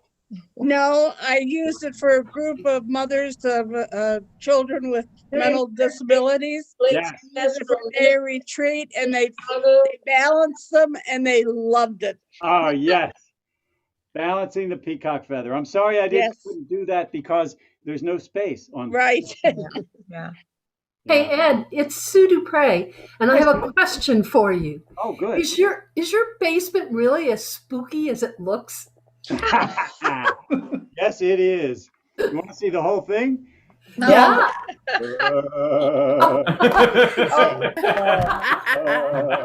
Oh my. How glamorous. Oh, yes. What time zone? What is it? What time zone is that? I'm in the It's Eastern. Stivender for president. Oh, Jack's got your badge. Ed Stivender for president. Oh, no. Oh, Jack, thank you. Or is evitable. Yeah. Those of you who don't realize what we're talking about here, in 2002, I thought I'd be clever and went to Jonesboro, Tennessee, and did a routine where I said I'm running for president. It was during the time we were getting ready to bomb the Middle East, which we ended up doing right after the New Year. And I had a thing called, I have one plank: war is evitable. Dead silence, crickets. All I could hear was crickets, and I knew that my career was over. Oh, no. But it wasn't quite over. Hence, we're all here. Yeah. Oh man, I am so honored. This is really fabulous. And it was a wonderful show, and I think it's fantastic that you're donating to Project Home. Oh, my pleasure. My pleasure. Yeah. The Mercy Nuns taught me how to read and write and obey. And a Mercy Nun, Sister Mary Scullion is a Mercy Nun, and one of her sisters, Sister Patrick Mary, put me on stage for the first time in 1955 in the Patrick's Day show. So I owe the Mercies. And I get brownie points. Ed, I owe the Benedictines my elongated earlobes. Mr. Mary John used to be able to lift me right out of the chair. Oh, yeah. Oh, yeah. I suspect you had a different experience than I did. I was very lucky. I was very lucky in my experience. I was never abused. I was never hurt in any way. All my Catholics were good to me. There's an old saying, Ed, if you're looking for lesions, join the Silesians. There you go. There you go. Lesions. Lesions. Silesians, the name of the order. Silesians is the order. Silesians. Silesians, S-A-L-E-I-A-N-S, followers of Francis de Sales. Oh, by the way, who knows the patron saint of video? Huh. I give up. Claire. Saint Claire is the patron saint of video. Oh my gosh. Saint Claire, pray for us. Claire. She couldn't go to mass. Claire. Okay. Because it was the miracle of St. Francis's creche. She saw it on her wall. Yeah. Patron saint of television. Boy, you guys, you are warming my heart. This is the best Christmas show ever. Yes, you're right. Ed. Yes. Thank you. Yes. And Ed, you can't tell us, you can't say to us, have you no homes to go to? Because we are at home. We're not moving. On my screen, I've got Chuck and Nell beside Jack and beside Dovey. You think you could plan these things, but there's the three of them all in a row on my screen. Oh, wonderful. I've got you. The row here is Kevin Kling, Liz Weir, Dovey, and Marie Ringenberg. Oh, This is the best Christmas ever. thank you. Thank you. You guys, thanks for showing up. This is Sydney Ozer and Mindy Maslin wishing the best to our own Christmas star, Ed Stivender. Sydney Ozer was the original impresario of these Christmas things. Sydney was a big mahaf at the Fairmont Park Association, and I used to hang out on Tuesday nights with jugglers and folk dancers. And he said, why don't you do a show of Christmas at the stables in Wissahickon? And we did. And in the credits, I say that and remember the memory of his son, Samuel. So thanks for showing up. Oh, there's Kevin Kling. And thanks for putting it on. Hi, Kevin. Ed. Hey, Ed, is there anybody else here who would have danced at Holy Cross? Beside you and me, John? I'm not sure. Anybody? Well, raise your hand if you danced at the Holy Cross dances. Nobody. Depends on which Holy Cross. That's right. There's a fellow sitting there. John McDonough went to Holy Cross, and you may remember John McDonough as the second Captain Kangaroo. After Bob Keeshan retired, John McDonough took over as Captain Kangaroo for a couple of years. So that's why you recognize that guy. But I danced in Worcester. At Holy Cross in Worcester, yes. Where there was more highly gig, right? Yeah. Yeah. So, Adam, hello, Adam. Merry Christmas. I've got to leave. Okay, John, thanks for coming. And talk to you later. Bye-bye. See ya. Merry Christmas from Jonesboro, Ed.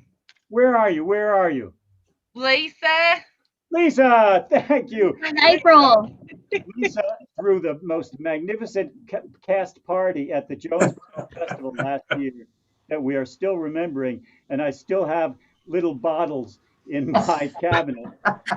Well, when you come back, we'll make sure it's better. Yes. Oh, no, it was the best. Thank you, Lisa. You're welcome. Look at you guys. We miss you. Yeah, I miss you too. Well, you know what? I think I'm going to tell Brandon that he can go home, and I'm just going to hang out. This is Marie. Thank you, Brandon. Thank you very much for your talents. Thank you for Brandon being with Ed and Ed. It was wonderful. Thank you, Marie. Ed, do you want me to stop the stream before I go, or do you want me to leave it open to everybody on Facebook and YouTube? Are people on Facebook watching this? Yes, they sure are. Oh, no way. Great time listening to Zoom. Can you leave it going and then I can turn it off? Yeah, when you end the meeting, it should end by itself. Okay. Brandon, you have saved my Mostly life. just wanted to remind you that everybody is still live online. Okay, that's okay. Still live online. So I won't say any curse words, and I won't say anything about the election. Thank you, Brandon. Have a round of applause for Brandon, who has saved my life. Brandon, well done. Take care, Ed. It was a great show. Bye, everybody. Brandon, you're the Happy best. holidays. Thanks, Brandon. Thanks. Great lighting, Brandon. Very Dickensian. Yeah. So, are we really going to hang out? It says you're the host, Ed. So yes, we're hanging out. I am the host. Now, here's the question. At one point, this is going to get really creepy. You know what I mean? Like, poor Ed. He has no life. He lives in the scariest basement in the entire world, and he's got no life. And as soon as we get off this Zoom, he's probably going to tie a rope to one of the rafters. Only kidding. No, Ed, can't do that. Oh, thank you. Thanks Because for he's living on Scrapple. Oh my gosh. Yeah. Oh. Man, oh man, look at you guys. Do you mind me taking a second to get a chair and sit down, and so I can really visit? Yes. Yeah. Please do. I cannot do this like Tylenol. My head hurts and my chest only hurts when I breathe. And I eat Scrapple every morning. Every morning, John? It's the food of the gods. I agree with that. Right. This is John Hickey, whose voice you just heard. I like to give them more of it. We went to high school with, and I see almost every Sunday in the Zoom meeting of the Germantown Quakers. And learn to dance at Holy Cross Parish. Ed, do you still live in Holy Cross Parish? Yes, John. This house that I'm zooming from is the house I grew up in. By the grace of God, I got this house. My mom passed away in 2004, and my sister and I got the house, and I bought it for my sisters. So this is the house I grew up in, which I know makes it even sadder. I know. In Springfield. Just over the line in Upper Darby. Sorry. Yeah, I know. How is your sister, Fancy Nancy Clancy? Oh, thanks for Nancy asking. Clancy, yay! Nancy Clancy is my sister, and she was in the credits. I don't know if you saw the credits, but I referred to her as the talent management, or no, artist management, best in the business. She's great. Yeah, she's in good shape. Thanks. I'll tell her you said hi. Oh, good. Oh, good. Look at you guys. Man. This is amazing. I just want to thank you for laughing. Oh, God, I needed to laugh. Laughed and laughed. Good. Thank What you. You Thank just juggled everybody, honey. Thank you. Oh, ladies and gentlemen, the woman speaking there, this is Karen DeMoro. Remember that show, This Is Your Life? I feel like this is my life.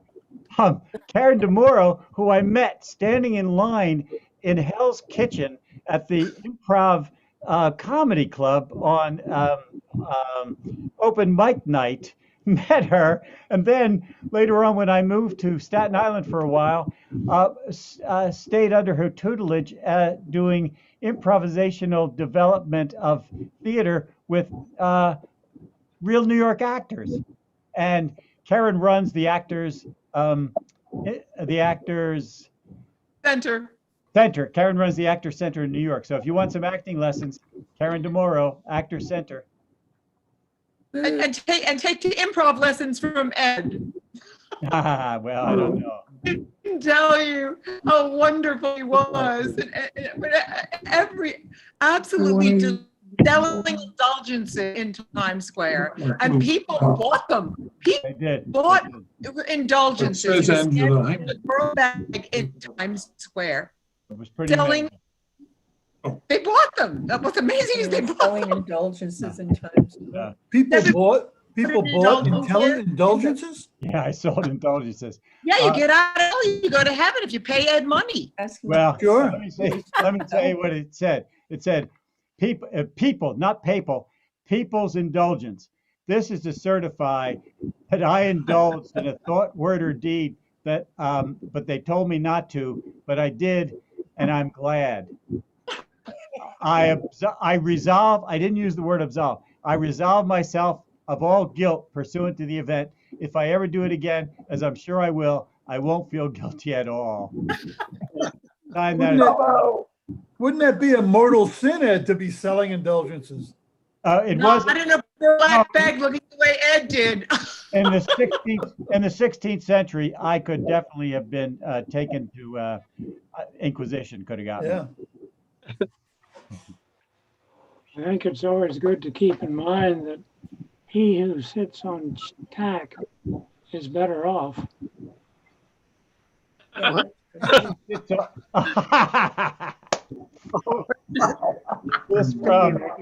This from Chris Nicholson, perhaps the driest wit of any of Friends member in the world. Perhaps better off. Yeah. Better off. Tack. And I see Rachel, who is from Utah, who is a serious mover and shaker of the storytelling community in Utah, and up to speed on this cyberspace business in ways that no one else in the business that I know is. So I'm honored, Rachel, for you showing up.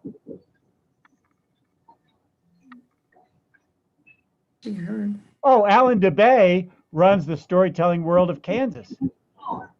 There's some great people here.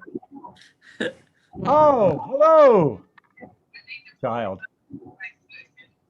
And we have Larry Siznek and Ruth Olmsted, who are the courthouse steppers with me in the old days. And Jack Lynch from Dublin, Ireland, who is one of the pillars of the Cape Clear Festival. Jack. And Liz Weir runs storytelling in Ulster, ladies and gentlemen. The whole thing. Someday, Liz Weir about doing storytelling in the alley during the Troubles, and what happens to her audience when the military soldiers arrive. So did I. That scared me there for a second. That's like, is he coming? Hello?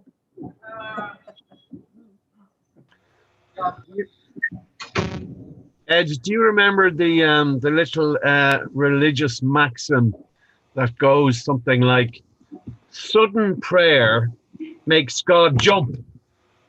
Oh, good one. So it's dangerous now, you know. Go easy on the sudden prayer because he's pretty old at this stage. God is old? Well, he's getting on. And are some of these folks actually watching from Ireland? Yes. Oh. Yes, the people from watching from Ireland, please raise your hand. Oh, I feel blessed.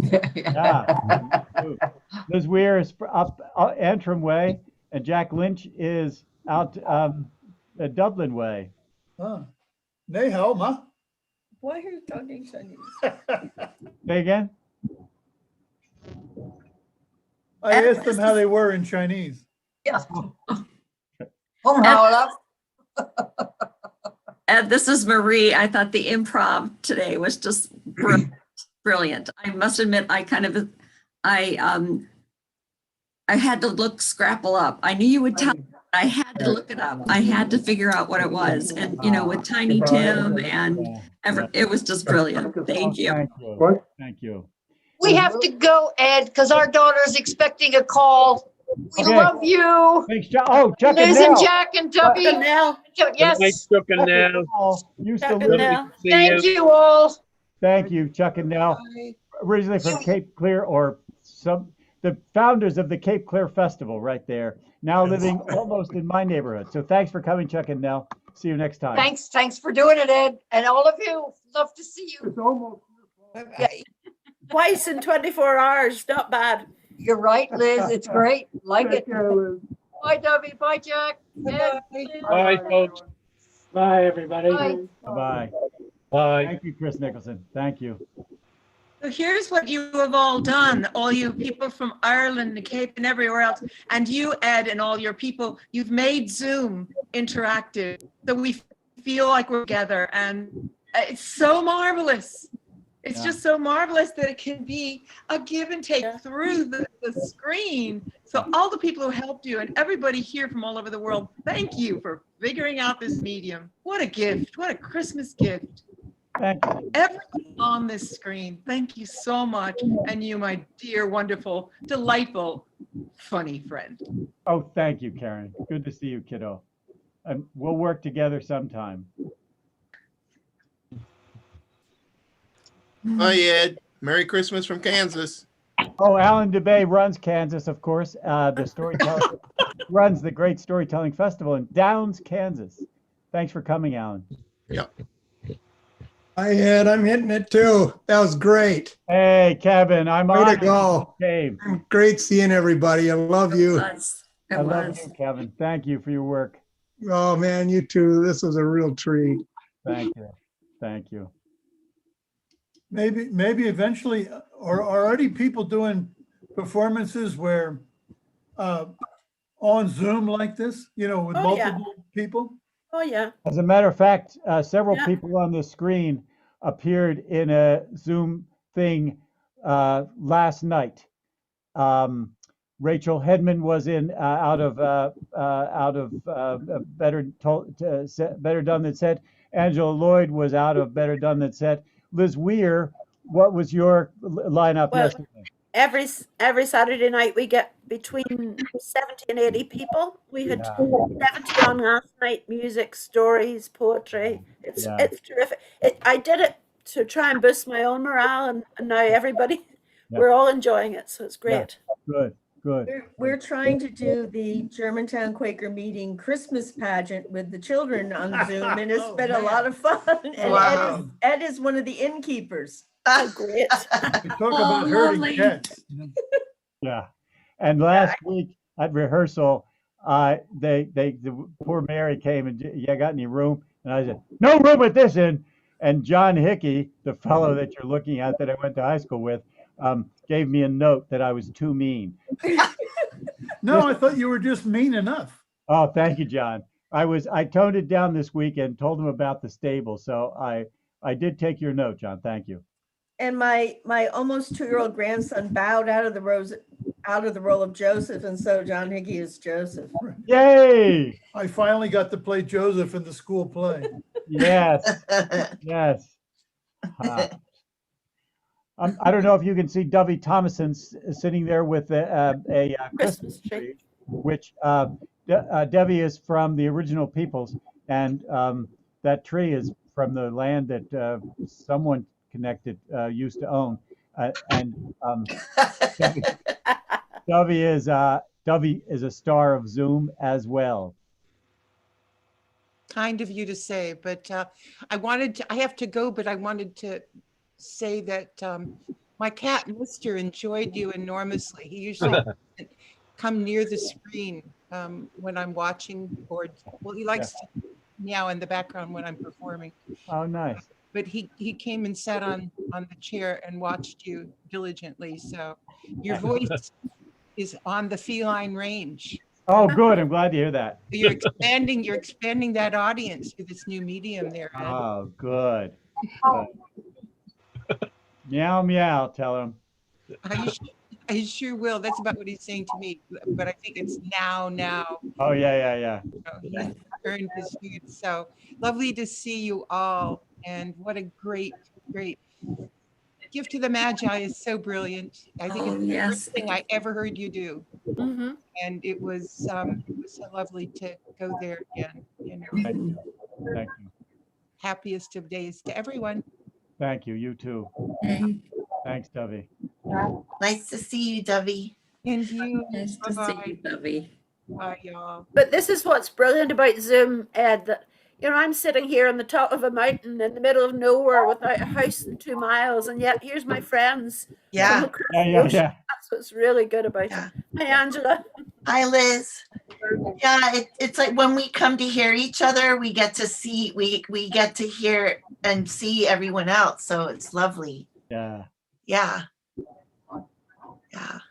Blessings, Ed. Thank you, Marie. That's Marie. I'm gonna go. Hi, Marie. Speaking of a mover and a shaker, Marie Ringenberg is moving and shaking the whole Midwest storytelling movement. Thank you, Marie, being on. You're welcome. Be well.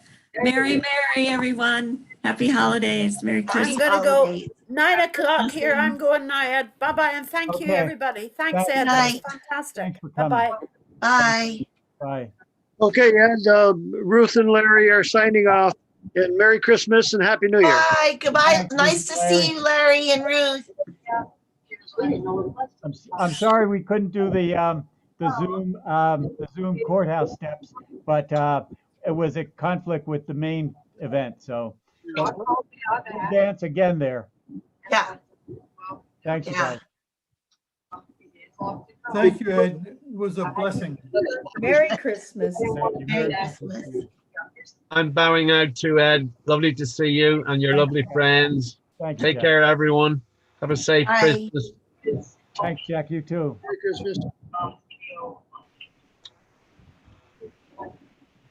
Christmas. Amazing.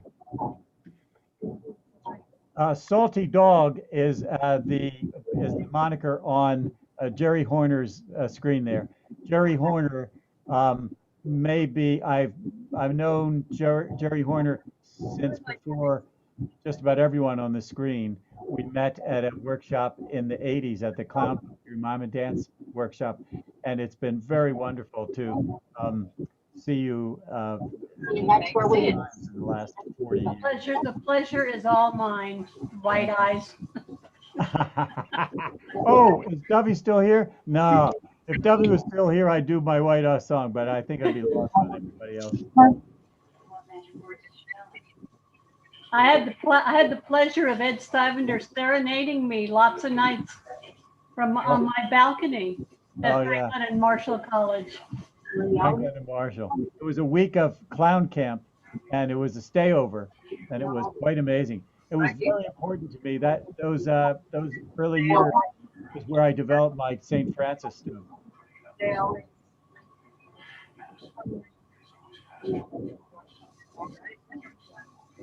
Colin, that's as much as you're getting out of me. Bob Close's chair is there. Bob Close was also involved in the clown mime puppetry and dance thing in the early days. That's was Angela Lloyd. Angela Lloyd was there. Angela, I just came upon the Who's on First script the other night, and I was kicking myself that we didn't spend the 80 hours that we would have needed to put that thing together. Because that one day, Angela, I can't hear you. We could do it. We could do a choral reading of it. You could practice that. There you go. There you go. Yeah. So this Nora was really, Spencer. yeah. I see you there. Ms. Nora Spencer. You're muted too. Okay, I'm not muted now. I'm here. Hi, Nora. Norris. Nice to see you. Have Nice we to- met? What'd you say? Have we met, Doris, before? Well, I've seen you at the festival and we've said hello, that kind of thing, but Well, it's good to see you again. thank you. I love your telling of Lady Ragnell. I just think it's not only funny, it's lovely and gentle. I Thank ordered it. I have your CD of it. Oh, thank you. Thank you. Hey, Angela. Nice to see you. Good to see you. It's been a long time. Yeah. Hey, Ed, I don't know if you saw my oldest son's face when you told the Lady Ragnell story. Oh. When there was the betrothal, and it was quite the face. It was amazing. I wish I didn't see it. Just imagine, it was amazing. He's going to be 13 in a few days. And I think that in his mind is like, what? I don't know if I can recreate it, but it was like.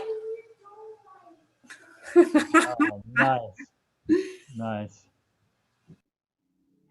Jan Dolan, you were the first person to come in, and I would love to. Oh, hello. Hello, good to see you. So this is my oldest. Do the face you did. I can't do it again. No. Okay. Yeah. Thanks anyhow. So Jan Dolan, where are you sitting from? Okay. Well, anyway, thanks for coming early, Jan. And John Montague, good to see you. Are you an alumnus of St. Joe's University? There it is. You're muted, John. Do you know how to unmute? Oh, John, can you unmute?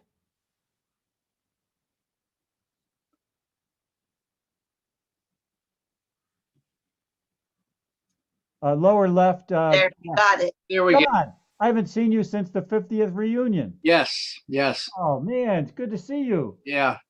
Hey, I'm only a few miles from Biden's summer mansion. Oh, you are? Very good. I'm Very Rehoboth Beach. Oh, nice. Good, John. My sister is at Potnet's. Okay. Yeah, yeah. That's just a few miles away. Yeah, yeah. Thanks for coming around, John. Great. Oh, I enjoyed it. Well, you are really talented. No, it's a disease. My son actually wants to tell you something. Okay, go ahead. First of all, I need your name. What? Well, no, because you're streaming live, so it'll just be my son right now. Okay, fine. So Ed, cause Ed stands for extraordinary dude. What?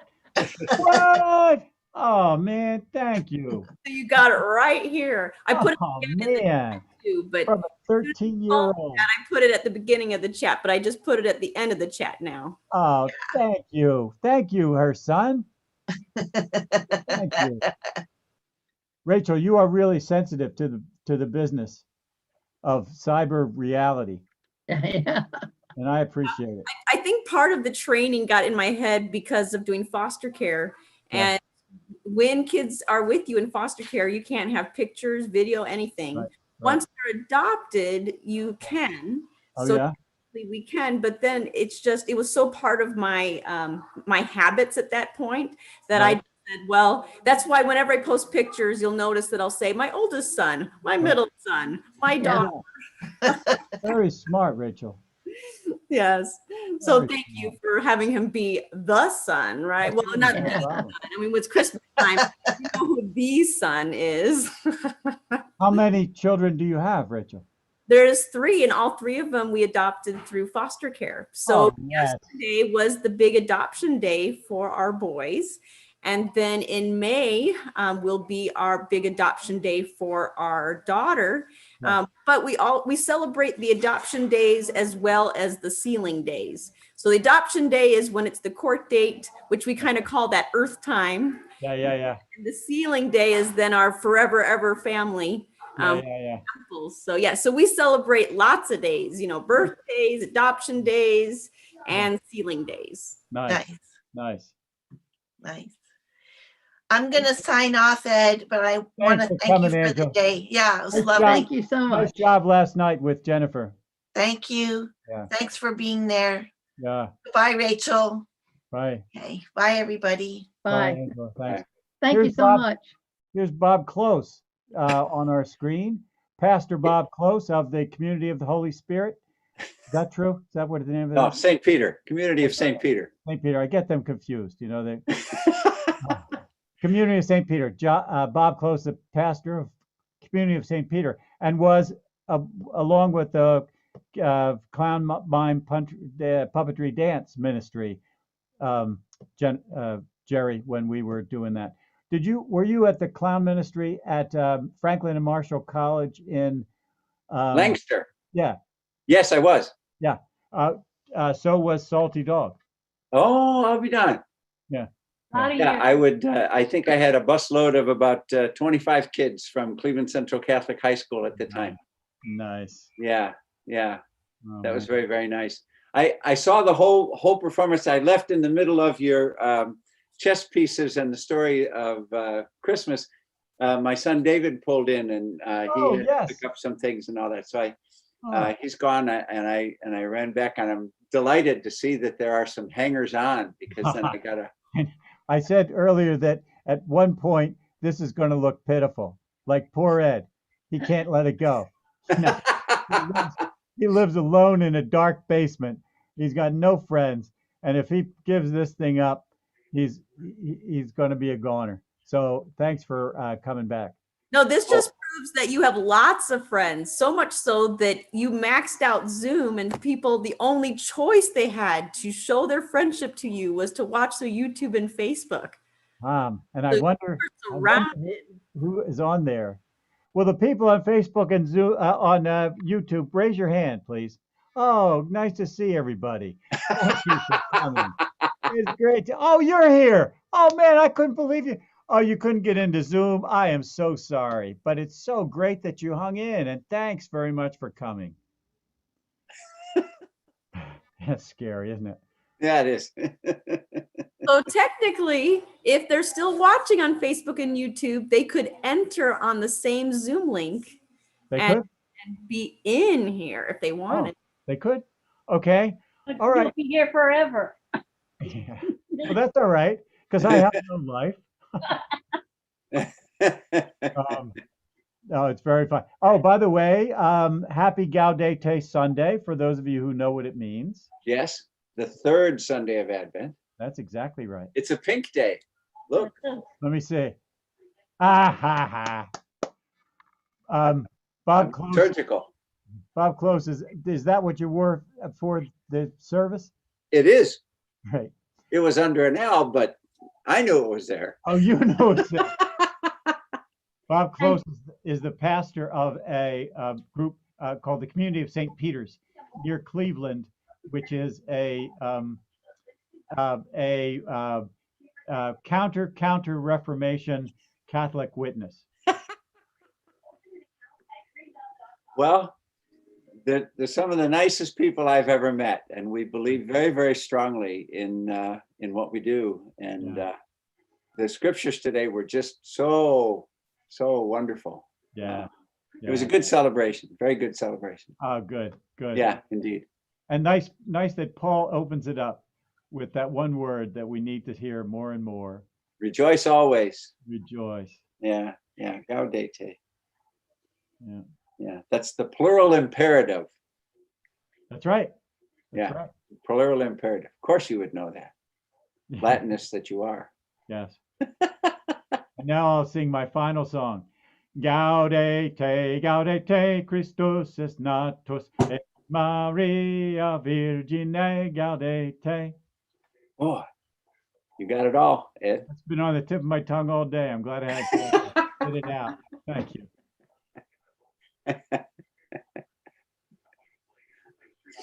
It was wonderful.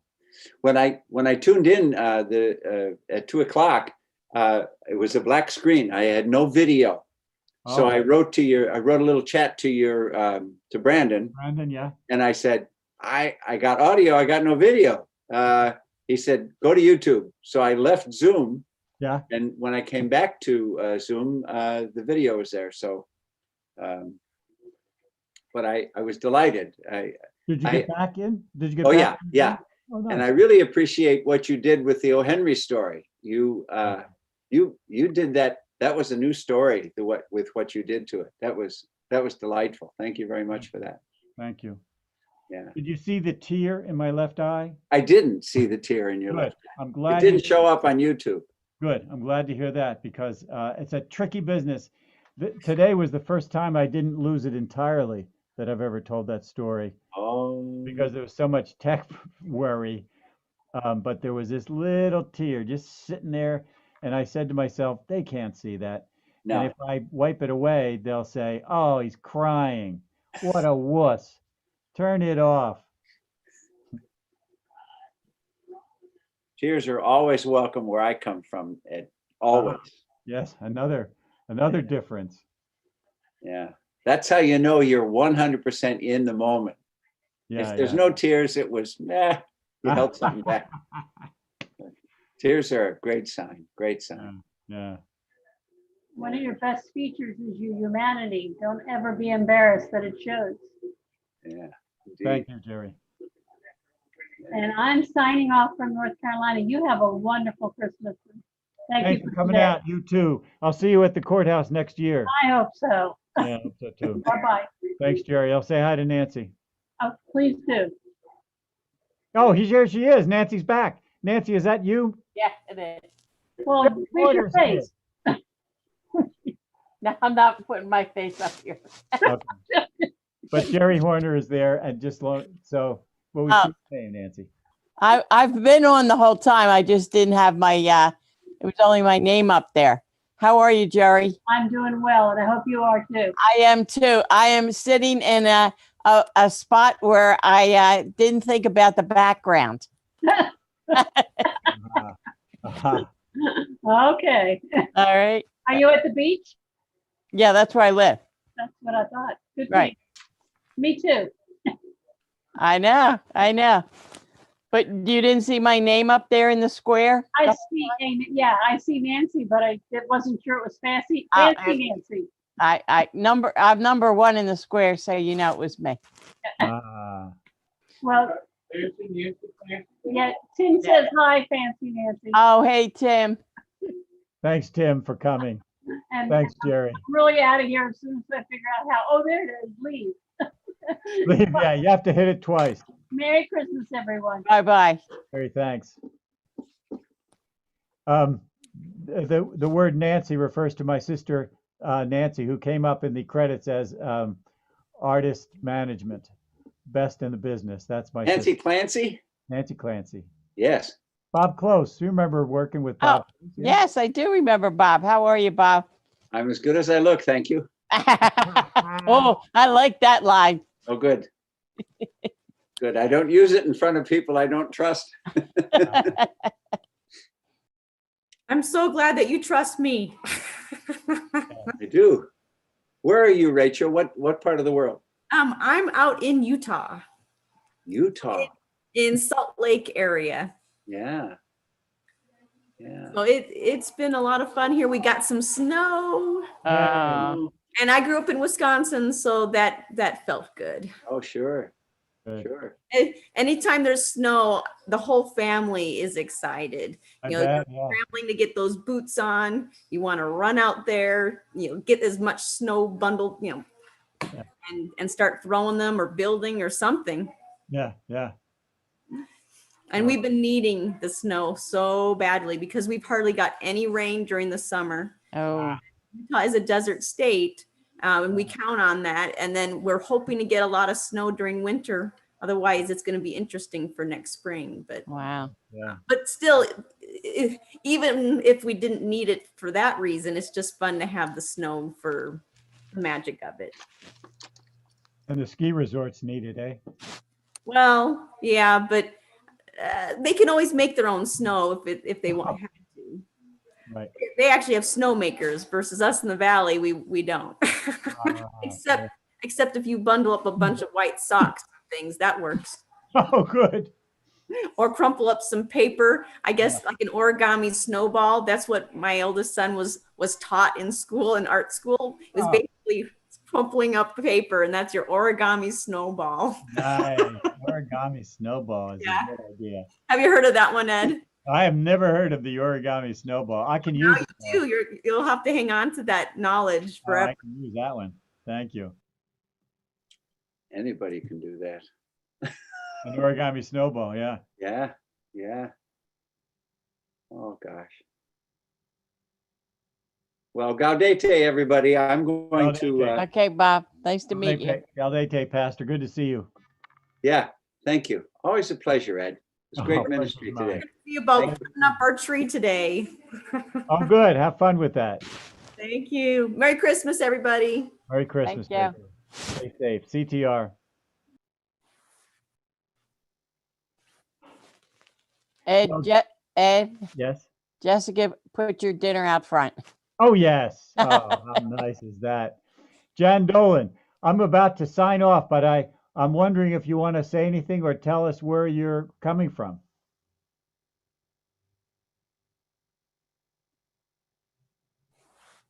No, huh? Well, John, thanks for coming. And thanks for being the first person to be on the whole thing. And thank you, Clancy, for coming. And have you been here the whole time, including this? I was on the whole time. Then I got off about 10 minutes ago, and then I got back on. Okay, good. Thank you. All right. So let me take my coat off, and I will call you on the telephone, and we can. You feel like having a chat on the phone? Yes, please. In 10 minutes. Okay. Thanks, Lance. All right, Jane, you and me. That's how it was at 1 o'clock. Oh, Patricia Libby. Hello, Patricia.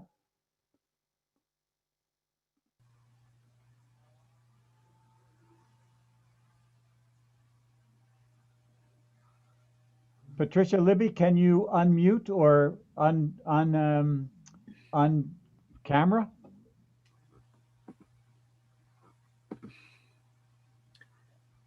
Unmute. You're muted. Now I'm muted again. There you go. Oh, there you are. How are you, Patricia? Well, I know you're supposed to start at 2, but I had to get up to CVS. Are you still going on with your program? It is no longer going on. I was just about to press the button. Okay. But Was I'm it glad I get a recorded? chance to say hello to you. Was it recorded? It was recorded, yes.